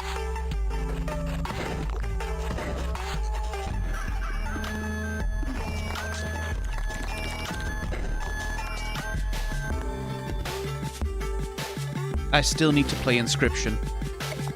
I've had it in my library for so long. Hey, someone!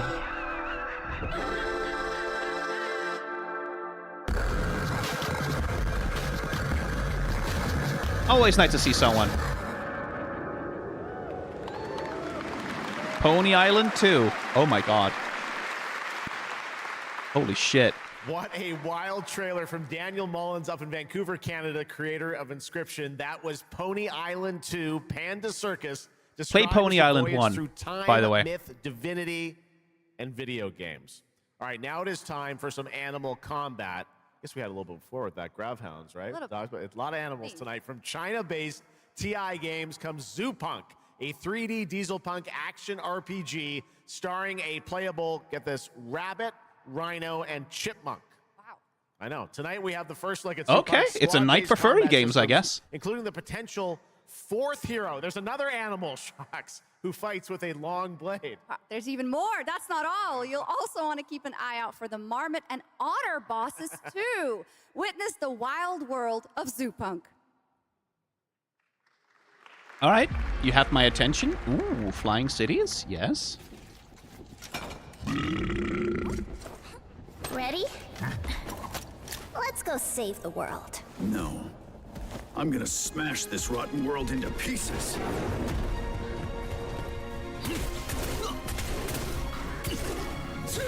I'm interested. I've got you. We're about to risk our lives here. Is this the only way across? Bratton, toss me there. Get out of Marmiter Village! Quit already. You can't even beat the rabbits. Hands off, Trixie! Enough! It's a no! No! That's enough! It's lazy!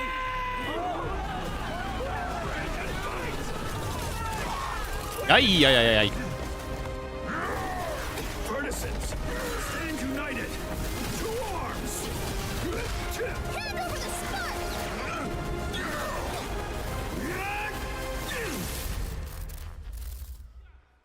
Yeah, you know what? I'll fucking take a look at that.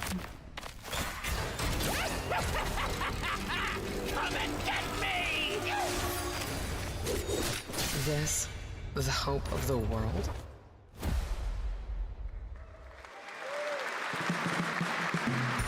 Oh, there's fan art of her in about 30 seconds. Don't mind the faded decor, just ignore the peeling paint.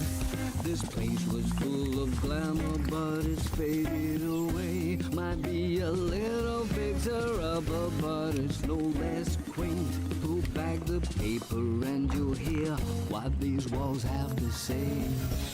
Power Wash Simulator really has spawned a genre, huh? Well, not exclusively. They're part of a genre that's sort of been growing on its own.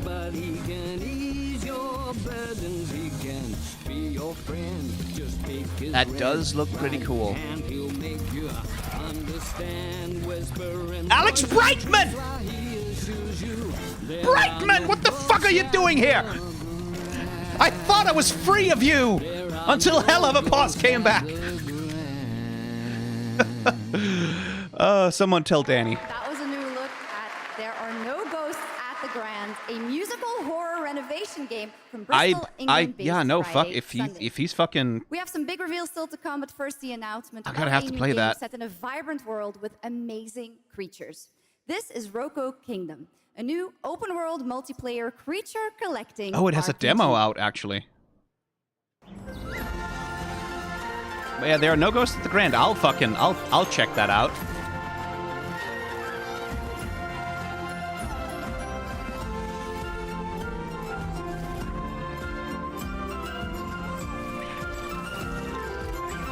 The creature collector genre is interesting because, like, there's always been pushes in it, right? Like, there's been stuff like Temtem. There's been stuff like most recently Pal World, right? But for a very long time, no one has even really tried to challenge Pokemon's domination of the genre as such. Which is part of the reason why, like, the Pokemon Company has become so, like, has stopped giving a shit, right? And became so mercenary about Game Freak's development cycles.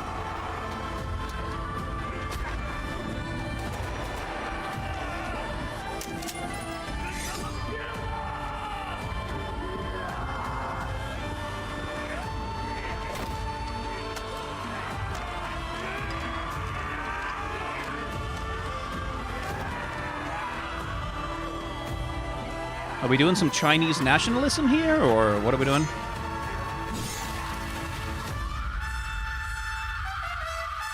Kind of looks like we're doing some Chinese nationalism. Yeah, the Palwell devs have been using AI for ages. Yep. 얼마나 오래 홀로 떠돌았던가.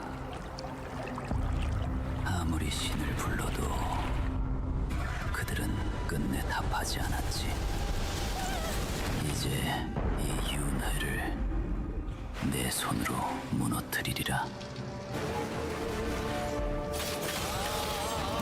Looks like an ARPG, Diablo style, Path of Exile-ish.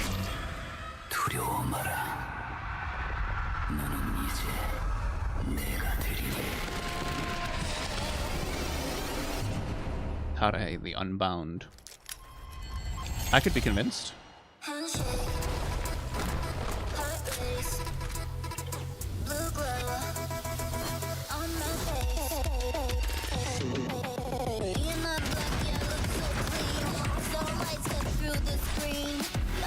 What are we doing? Battle Royale by the looks of it.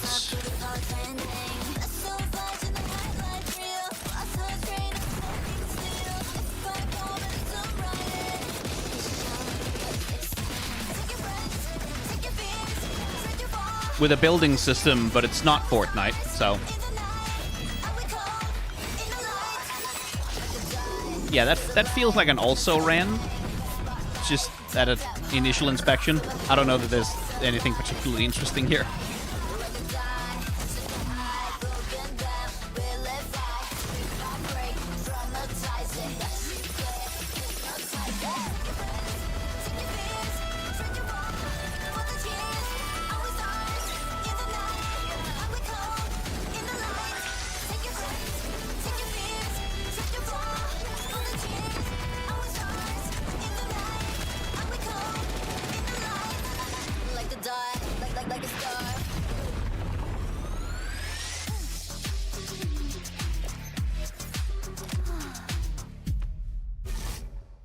Okay. Oh, boy. Yeah, now no. I'm happy to welcome to the O&L stage a man who closed out Summer Game Fest with an epic reveal. Please join me in welcoming Yeah, to the that stage splash my screen good friend, did. the Final I mean, Fantasy the thing VII is, I don't want to series accuse director, anything of being AI Naoki just because it Hamaguchi. kind of looks like it, because it's fucking... You can't tell just by looking. That's the point of AI, right? Like, and mostly, the reason things look like AI is because they are the things that AI is trying to look like, right? Like, you have to keep the causal thing in mind that AI is trying to copy real art, right? So you can't... So when something looks like AI art, it's because that's what AI art is trying to copy. Thank you. It's great to be back at the Gamescom to give you a green pass or my team. I do look forward to the remake trilogy being over, so they can move on. In this brand new exclusive trailer, so-called weapons. Massive creature, the Cloud, and his team of legendary heroes will face in the Final Fantasy VIII remake. I mean, there would be more of a point to doing an 8 remake. Final Fantasy VII Revolution will deliver unforgettable experience in a world without... Mostly because if you did a Final Fantasy VIII remake, you could finish the game. That's one of the big problems that the original has, is that many parts of it are just kind of largely unfinished. And PC in spring 2027.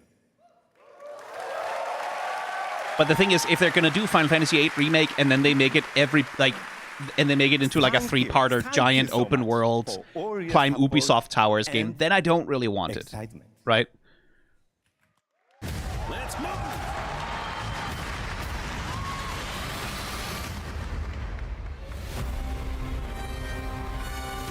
My fellow citizens, we are assailed on every side by the enormous meteor that looms over our heads. And like, Final Fantasy VII Remake isn't a remake of Final Fantasy VII, right? Like, it's much more of a sequel to it. Which I think justifies what they try to do with it. And show heaven and earth that it is we who reign supreme.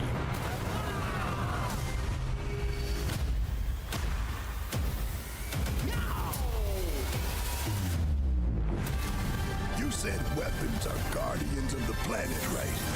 The planet sees us as another threat to her well-being, and rightfully so. You call them planetary warriors. But I call them... I remember you, Ruby Weapon.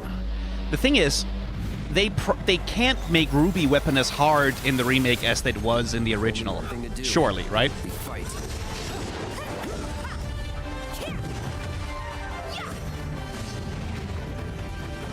Typhon! Hey, buddy! That's new.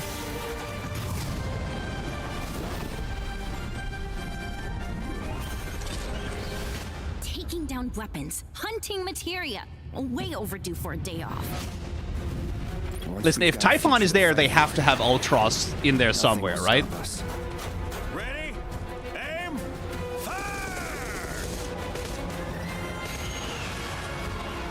We'll finish this together.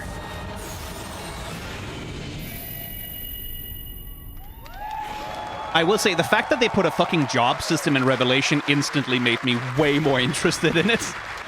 Like, I was always going to play it. I'm going to. There's no fucking way, but the fact that it has a job system is like, oof.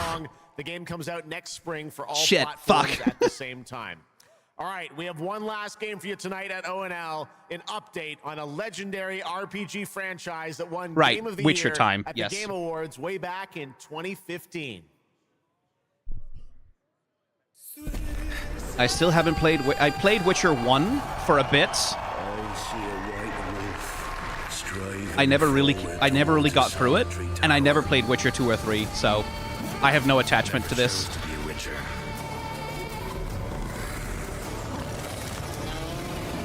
Fate chose for me.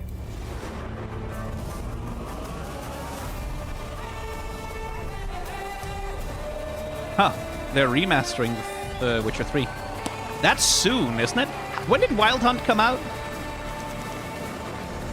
I mean, it's been over 10 years, right? But, yeah, that still feels a little bit soon to do a remaster, though.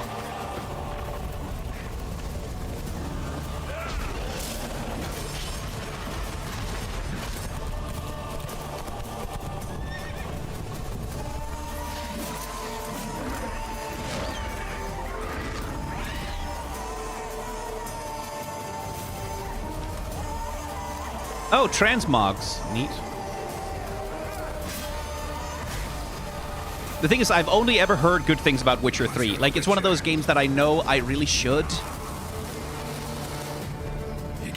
At some point, I should find time for it. But it's also one of those games that's like, that's fucking 80, 90 hours. And there's never an ending that's not also a new beginning.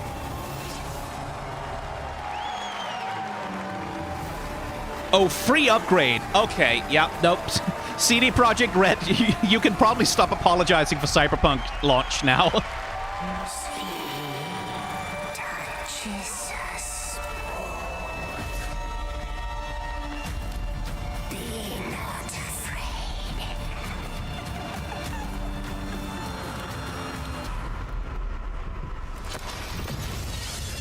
The thing about the free update is...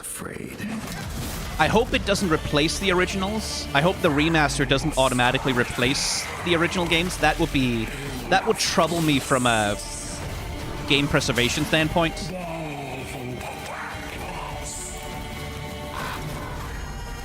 I think it's important to have the non-remastered versions available.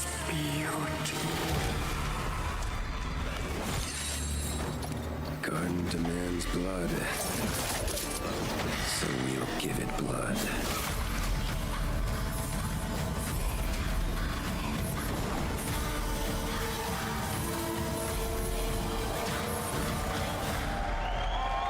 They'll have version control on GOG, I would imagine, right? I would imagine that they'd have version control. That's right. How about that? Free upgrade, free remaster. All right, well, now joining us to talk all about the Witcher 3 news, please welcome the level design lead from CD Projekt Red, Miles Toast.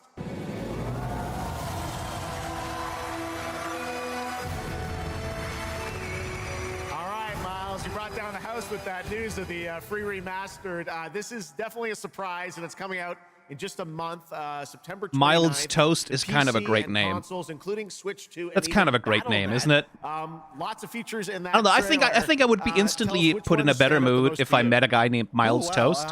So you can tell that the team definitely poured their hearts into this one, right? And it's this huge. Like, not because it's funny, but because that's just like Thank you for the trust. That's just guys. a nice. Oh, Toast. Secondly, features, right? So Miles my Tost, favorite I one think it's is supposed the to be. visuals. That's new textures, updated rendering, advanced path tracing, foliage, you name it. Geralt has never looked as good, even after all those years of retirement. Yep. And then the other thing. It's just cheerful, right? Combat. It's just nice. It's more modern. smooth and precise. We updated camera. I mean, it might be that it's supposed to be pronounced toast. Like, it might be that it's whatever the whatever the nationality or language it's from, it's supposed to be pronounced toast or toast. Right? So we completely revamped the ability system to give players more options. Well, it's a lot of stuff, as you saw in the trailer, only a month away. Let's move on now to Songs of the Past, which is a wild idea in and of itself. A new expansion for an 11-year-old game. What inspired you guys to build this? Yeah, it's super cool. So we had this idea for one more story with Geralt for a while, but we couldn't quite figure out how to fit it into our busy schedules, right? Luckily, our friends from Fool's Theory came around, and they hired a bunch of old veteran Witcher 3 developers, including my mentor, Peter Jelenser. And here we are today. Wow, well, that's so cool. Now, you mentioned, obviously, Geralt's back, but he has a new weapon, it looks like, in the trailer, sort of looks like a chain that he sort of throws out, right? Yeah, so this is Geralt's last adventure before we pass the torch on to Ciri, and we wanted to go with a bang. So this chain is a weapon that is new in the game, but many people, perhaps hardcore Witcher fans, will realize that this is a weapon we first showed in the Witcher 1 intro. And we will talk about that and many more things here at Gamescom, so please kindly come by our booth or watch our Red streams that will happen every day. Yeah, this was the last announcement, Plantificus. These fans will get to see at the at least they said it was. Maybe they have one more thing, but I don't think so. I think CG Projekt Red gets to own Gamescom a little bit. Like what lurks below the surface? So that's like their local convention, insofar as unique region that has a unique identity, like the other regions in the game. It is filled with quests, new monsters, adventures, and exploration, just like the things that Witcher fans love. But it's an almost uncannily idyllic place that, however, I thought Nintendo was supposed to be a presenter at the event. No, there's a bunch of games coming out on Switch that have been announced, but Nintendo, they do their own directs. Witcher to solve. Isn't Gamescom the last big games convension after? It's the last thing the size of E3, at least. Like, it's the last thing of the it's the last thing the size of the E3 conventions. Yeah. Absolutely, yes. All right, awesome. Well, yeah, well, Game Awards isn't a convention. You guys are doing this. And one last thing I wanted to ask you that's just a showcase. Some news for people, right? Gamescom is a convention. It has a convention space. It has a hall. It has like developers showing off their games. It's like a trade show. Tonight, Summer Games Fest is the closest thing we have they have in the US nowadays. Will be free for everyone who owns maybe the PAX to some extent. And this is a great opportunity. But like, Gamescom is the only thing that's left that's like at the scale and impact and importance to the European games industry that E3 was to the American one. So, and this marks a great opportunity for people who have perhaps only played the base game, right, to jump in. Will the live stream be uploaded to YouTube? I'll try, but I think it'll get copyright claim to fuck with all the licensed music. We ship the Songs of the Past sometime next year. Wow. Well, I got to say, a lot of amazing Witcher news today. Thank you very much, Miles, for joining us, and we'll see you at the booth. Thank you. All right, Miles from CDPR. Congratulations. All right, and that is going to do it for ONL 2026, but this is just the start of Gamescom week, so stay tuned for news and updates throughout the weekend.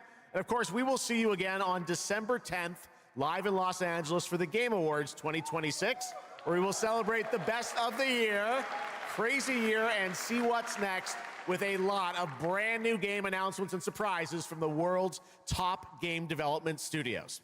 It's been anything aside from Witcher? There were a few of the interesting things. I put a few things on my wish list. My incredible co-host tonight, Shocks. Come on back out, Shocks. Thank you. Didn't you do such a great job? Thank you so much, Jeff. Thank you so much for having me once again. Let's see. I added 4 games to my wish list tonight. Lufsong, or Love Song, which is like this really stylized sort of atmospheric adventure game. Exodus, which feels very much like a Mass Effect sort of thing. There's an octopus in a robot suit, which I thought, which just like kind of fascinated me so much that I kind of had to wishlist it. I added the Warlock Dungeons and Dragons game because if it's Toxic Yuri Warlock shit, like if they're really leaning into the cheese of that, I'm interested. And then I added There Are No Ghosts at the Grand because it starts out introducing itself as like a power wash simulator, sort of cozy renovation sim game, and then it goes into like sort of supernatural physics engine shit, and then it turns out to also be a musical with Alex Brightman in the cast, so I'm adding that one. I do want to see, because apparently it's like fully a musical game, right? Like it's structured around a series of musical numbers, and then it's like an adventure sort of first person, little bit Remains of Edith Finch about it to some extent, I suppose. Inherit a crumbling English hotel and restore it by day while battling ghosts at night. With a sardonic cat, a talking power tool, and a twisting supernatural plot, this is a musical mystery unlike any other. Like, that to me sounded pretty fucking unique and interesting. So that went on the wish list as well. Sea of Remnants looked cool. Yeah, there were a bunch of things that looked cool and interesting. Like, there were a bunch of things where I could see, like, oh shit, that seems like that's gonna be someone's shit. But there wasn't a lot that was like my shit.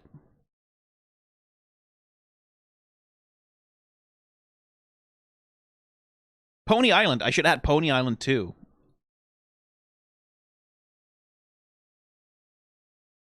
I was distracted during half of that trailer, unfortunately, by my cat, who wanted to step on my chest.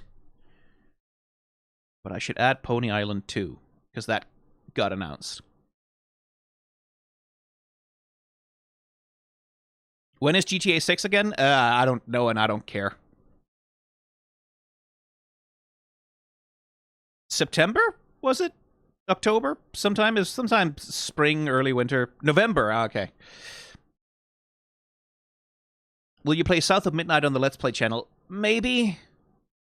Like I've said many times before, right now, the only thing I'm going to do on the Let's Play channel is I'm going to finish up the games I started already. I'm going to finish up Final Fantasy VII Rebirth. I'm going to finish up Final Fantasy 16. I'm going to get back to Final Fantasy 14 and start playing that regularly. And once I have Final Fantasy 14 running and going regularly, like I've got a schedule where I can sort of work out, play that on the weekends or whatever, that's when I'll think about adding something new to my Let's Play channel. Until then, I'm not committing to any more projects. Yeah, Lego Skylines was interesting. They didn't show any of it. Like, they really didn't show gameplay or anything. But Lego Skylines is one of those games that's like kind of match made in heaven, right?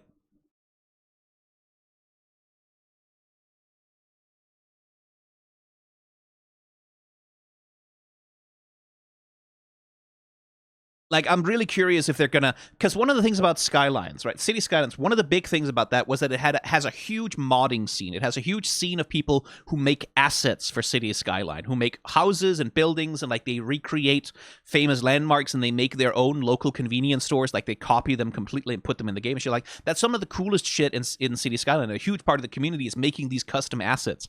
And, like... Lego is such a natural fit for that. If they give you a building kit where you can just build your own houses out of any Lego that you can think of, and you can put that on the Steam Workshop for Lego Skylines, like, that shit is gonna live for 1,000,000 years.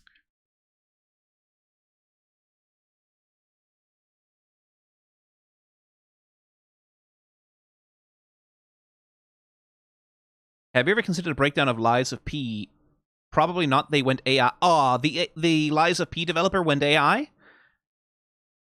That's fucking depressing, man. Because Lies of P was one of those games that I had in the back of my head that, like, once I finished Dark Souls 3, maybe I'd do boss designs of Lies of P or something. But I guess not.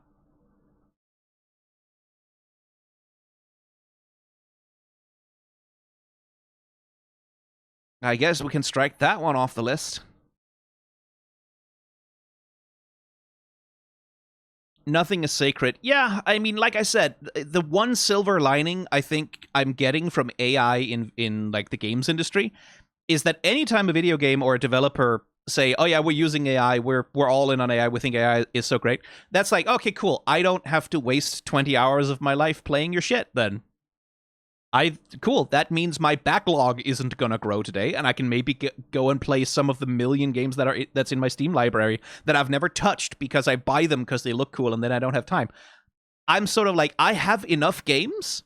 I can play video games for like 10, 15 years without even ever having to buy a fucking new one. So I don't care if they make them with AI nowadays. That just means I don't have to give a shit about them anymore. Cool. More time for the games I already have. Like, There is no pressure for me to buy the new game that has AI in it. I don't need to, because I have 10 quadrillion billion video games I can play that don't have any AI in them.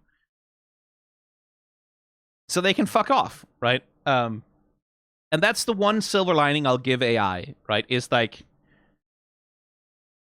it gives me more time for my backlog. When are you going to finish a series? Yeah, I know. I'm gonna finish Final Fantasy VII Rebirth. I'm pretty damn close. I've been writing that fucking Amazing Digital Circus video. The script is up to 22,000 words now.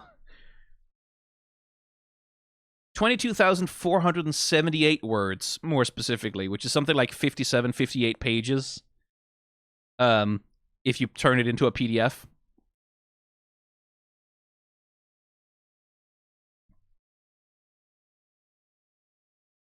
So, and I'm still working on it. I am writing this. I wrote the first draft of the section about Jax, and that turned into 2 sections.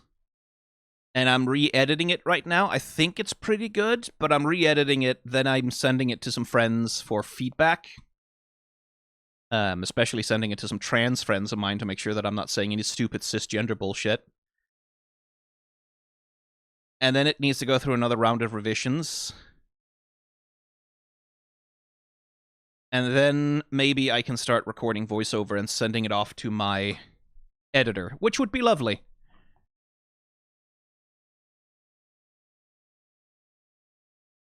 But yeah, if you can read very fast...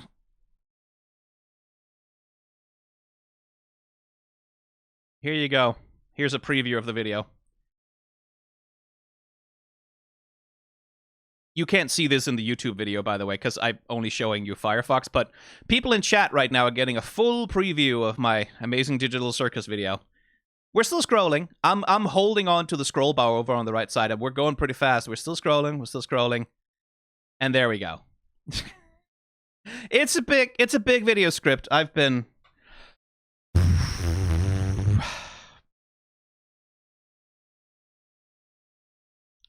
grinding on that one.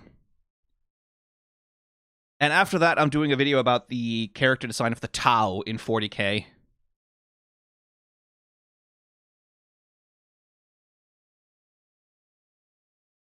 And after that, I have no plans. I'm not planning anything ahead of that. But I want to finish the script for the Amazing Digital Circus video, and once that's finished, I'm going to spend like a week or 2 just playing video games. I'm going to finish up Final Fantasy VII Rebirth. I'm going to make a start on finishing 16. And once I finish 16, I am coming back to Eorzea. I miss Eorzea. I miss playing that shit on stream so much. Didn't you have an interview with Dana Terrace? Yes, that unfortunately had to be scrapped. For reasons I cannot go into.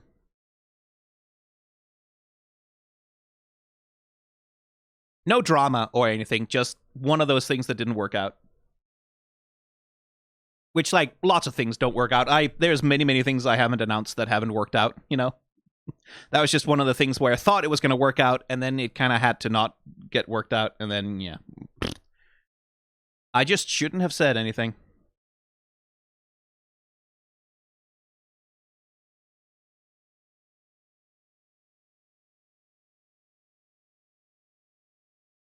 Did you finish Baldur's Gate 3? I did actually finish Baldur's Gate 3, yes. That footage is with my editor, who's working on it, like, yeah, as fast as they can go, which is not very fast, because those are very long VODs. They're like 3 or 4 hours long, so it takes a long time to edit that shit.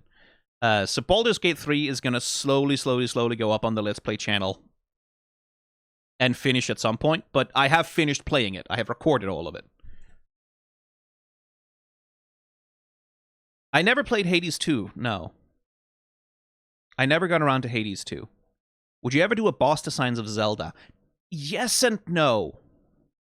I don't think there's a boss designs style series in The Legend of Zelda. There just isn't. Like, because boss designs is a Let's Play and an analysis series.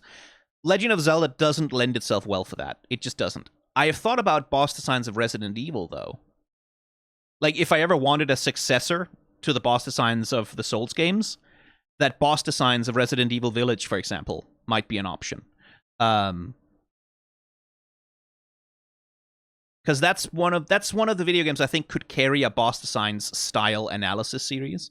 No, boss designs of Armored Core 6 would not work. I've already played Armored Core 6, by the way. I've played about 20 hours of it.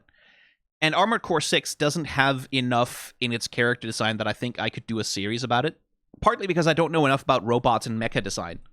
I was looking forward to the Monster Hunter Wild Armor reviews, but those didn't work out either from what I consume. I have a couple of draft scripts for Monster Hunter Wild's armor reviews, actually. I do have a couple of draft scripts for that, which I wrote. I have a couple of monster reviews as well. I think I wrote the one for Rathalos. I just never recorded it because I never went. I need to go back and edit it. I wasn't satisfied with it, and it's one of the things that's in my. I have so many things in my folders. You don't even know how many things I've written that I just have never put out. Thoughts on the HD 2D style of games? Sometimes it's good. Sometimes it's really shit. HD 2D is one of those things that's like, occasionally it works out really well, and then sometimes it just looks like oversaturated crap with way too many filters on it. I think Octopath Traveler has gotten better and better. Like, it's become better and better at managing the HD 2D style. Some of them, they just look like a bunch of shit with way too many filters and bloom on them. That Shorts Obsidian chart looked insane. Yeah.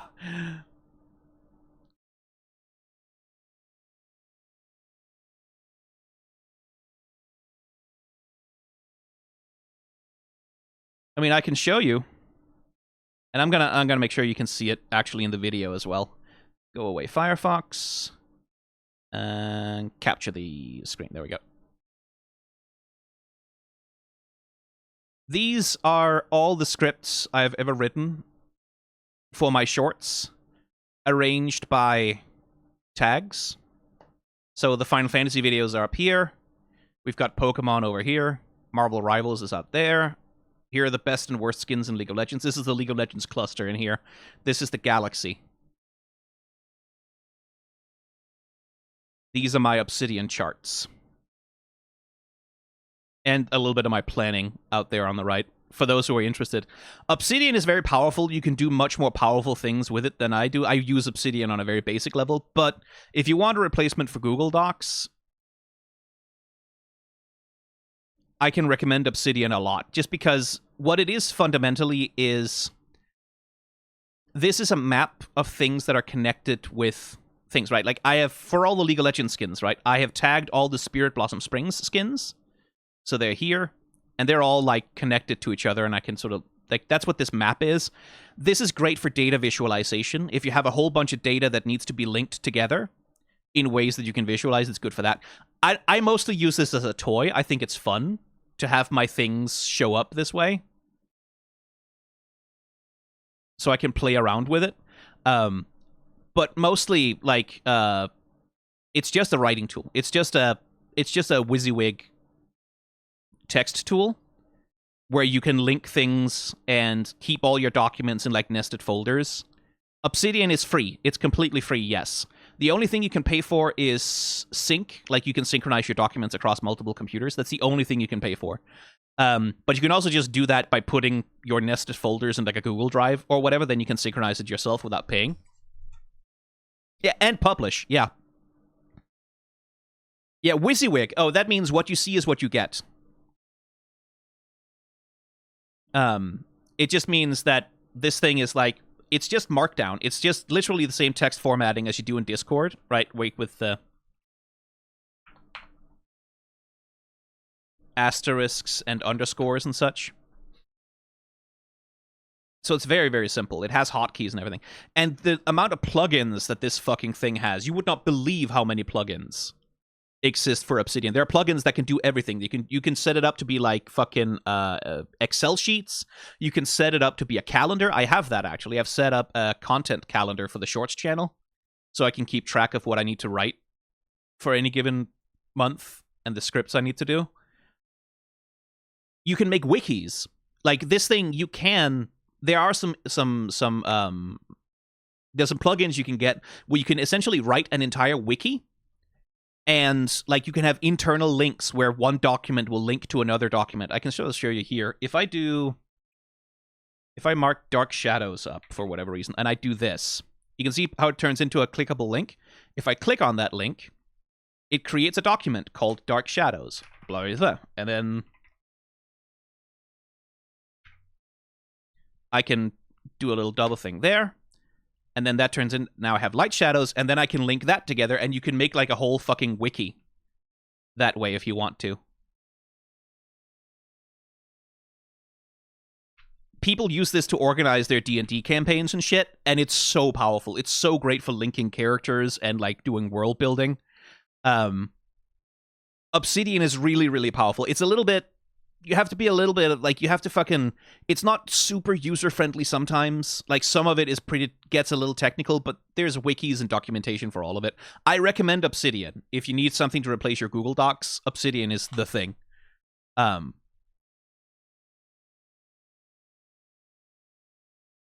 With the integrated browser, you can kind of use it as a fake OS almost. Yeah, like, Obsidian is insanely customizable. People have done insane shit with it. Like, wild shit. Project management. Like, you can embed videos in Obsidian documents. You can embed pictures. You can embed fucking anything. GIFs, even. It's insanely powerful. Anyway, what were we talking about? Right, Gamescom. Video games and stuff. Would you still consider reviewing Lies of P? Maybe. Maybe I'll do some shorts about the character design.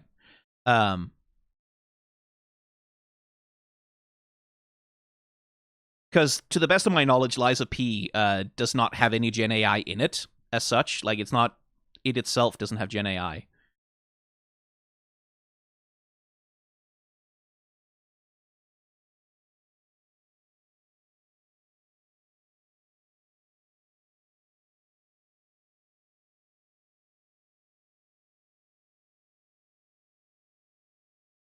The DLC does? Aw, man.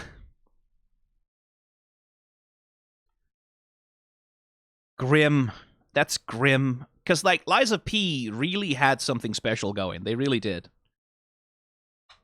Can we watch the pre-show? No, it's getting a little bit late for me. I'm kind of going to have to cut this stream soon. I'm just enjoying shooting the shit with you guys.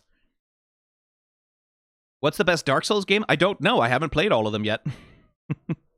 I will say that Dark Souls 2 is better than Dark Souls 1. No qualifiers, it straight up is. Dark Souls 2 is better than Dark Souls 1. It just simply is. I'm sorry, everyone who's like, oh, Dark Souls 2 is the bad one. No, you're wrong. You are all incorrect. Objectively speaking, every single one of you are incorrect. Dark Souls 2 is better than Dark Souls 1. It's not the same as Dark Souls 1, right? Like, it's a different kind of game, but as a game, as a whole thing, it's better. It's the better video game. You think we're getting Silksong Sea of Sorrow soon? I think we're getting Sea of Sorrow in 2038. I think we're going to sit here for 12 years at every single fucking Gamescom, at every single Game Awards, and we're going to go, surely we're getting Silksong news today, right? Surely, like, I think the only reason Team Cherry announced the DLC is to keep the Silk posting alive. I think that's the only reason why. I think the only reason is so that all the Silksong posters who were sort of going insane from not having any Silk posting to do can still do Silk posting. We can still post it's been X number of days without Silksong news. We can still post them. They gave us that gift that we have the Silk posting still. I don't think it'll ever come out. Never. Not in a million years. We'll get fucking Hollow Knight 2 before we get Silksong Sea of Sorrows.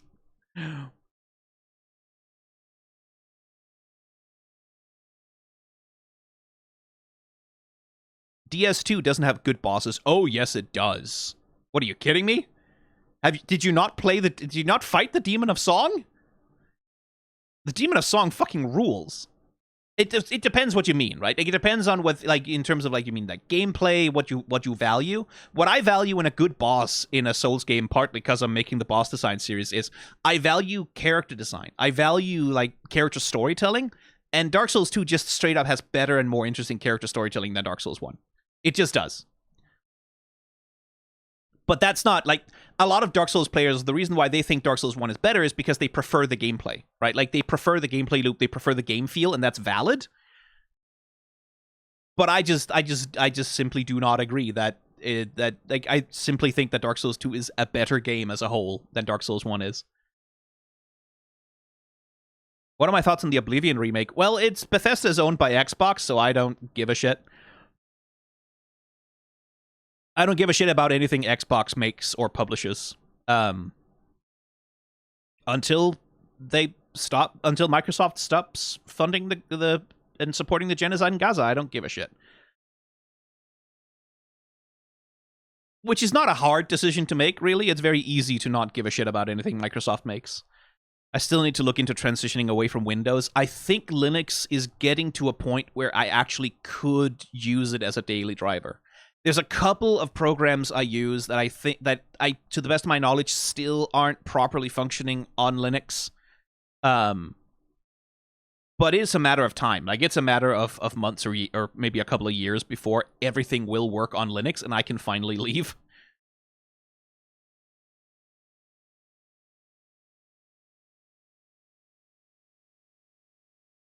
I binged the Onimusha games recently. 1 and 3 are so fucking good. Yes. I have some affection in my heart for Onimusha 2. A little bit, but Onimusha 1 it's a camp favorite of mine. I love how fucking cheesy it is. I love what a B-movie it is. I love how silly and yet self-serious it is. I love Guildenstern so much. Guildenstern is so good. Oh, a liver! Like, he's so fucking fun. Onimusha is such a nice cheese series. Like, Onimusha 3, it will never stop being the funniest thing in the universe to me that they got fucking Jean Reno for Onimusha 3, and he recorded, like, 2 voice lines or whatever for the game, and then they replaced him with an English voice actor. Like, they got him to play a Frenchman in the fucking Onimusha game, and he's there, he speaks French for, like, 3 lines, and then they get a magic artifact that translates everything he says into English, and it's just a voice actor performing. He doesn't come back until the very end of the game. It's so fucking funny. They got Jean Reno for that, and they just replaced him immediately. How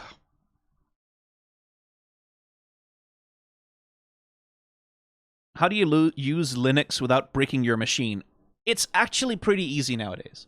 You get a reliable distro, and you put it on your machine, and then it's basically like having a Windows PC. Like, it really genuinely is not very different.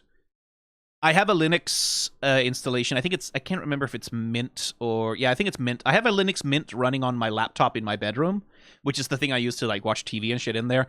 And it's, like, it's easy. You just plug it in and install it, and then it works. Like, there's really no fucking around with it. Linux is easy. The problem is compatibility. Like, there are programs, there are things that just don't have Linux compatibility fully yet, but it's getting so much better so fucking fast these days that it won't be like... You can play all your Steam games on Linux, pretty much. The Proton compatibility layer has fixed that problem. There's still a few... Like, occasionally, maybe there's a AAA game or something that doesn't work, or some obscure indie title or whatever that, like, from 15 years ago that doesn't work, but if you don't have a very specific program that doesn't work on Linux... that you simply need to live and it doesn't work on Linux, then you can swap to Linux now, and it won't really be a problem for you. I can genuinely promise you that. Like, you do have to look up a few guides, you do have to be a little bit, like, careful, but there are so many YouTube videos that will take you through it. Clip Studio doesn't work on Linux. Yeah, that's one of the apps that's, like, one of the main reasons that I have not made the swap to Linux, is because I use Clip Studio and I rely on it for my art when I draw, and I cannot fucking do any of the free ones that are available on Linux. No, I need Clip Studio. I have to have my fucking Clip Studio. But once that works, it will work on Linux soon. They'll fucking port it. Like, they're working on it, I know. But I'm not gonna fucking sit on Linux and use GIMP or whatever. I'm not gonna do it. As soon as the apps that I need are Linux compatible, though, I am gone. I am there. Would you ever start doing music and game soundtrack reactions? I mean, that's a fast way to get your channel copyright struck, unfortunately. I still want to do the Epic the Musical reactions. I did for the first one, but I still want to finish that up, because at least that shit doesn't get copyright claimed all to shit, but soundtracks and video game soundtracks, they do get copyright claimed a lot.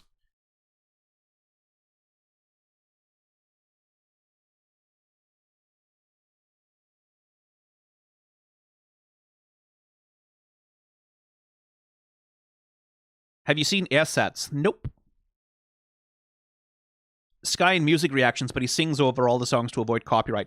I mean, I'm still planning to do the Has Been Hotel Season 2 tier list video for all the songs. And it might literally be that one, I sing all the songs myself, or I sing bad harmonies on them, and that's what's going to go up on YouTube. And then if people want to hear the versions with the actual original songs in them, they'll have to... I can only put that on behind the paywall.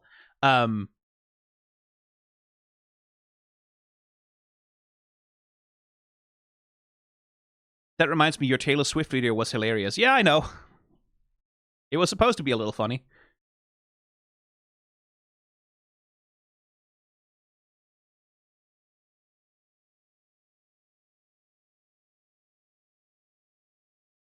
Steven Universe song tier list. If you've seen how long it took me to do one for fucking Has Been Hotel, right? You're trying to kill me? That'll be. I put out a 32-hour video of all my Digital Circus reactions. I don't want to try and beat it.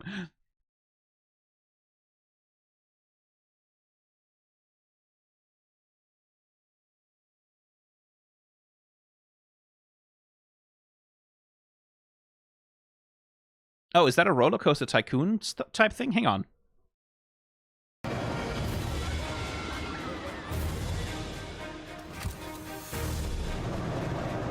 Oh, it's actually Roller Coaster Tycoon. With a little imagination and a lot of ingenuity, you have the privilege of transforming these mundane patches of dirt into unforgettable thrills. It's isometric. Customize every setting. It looks like they're actually going back Hike and up every price. basing it on, like... And charm a whole new generation. I don't know that I like the art style, but I'm glad that they're back to the gameplay style of it. Just remember to keep the park running in tip-top shape, will you? So, are you up for this brand new challenge? Do you have what it takes to become the next Was that fucking Bubsy? Oh no. Tycoon? Coming soon to early access. I will say, if you want to play Roller Coaster Tycoon, just play Open RCT2.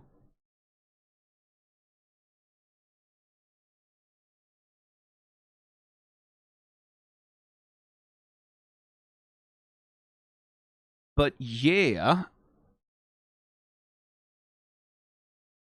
I think that'll be the end of this stream tonight. Thank you for hanging out with me. Thank you for watching Gamescom with me.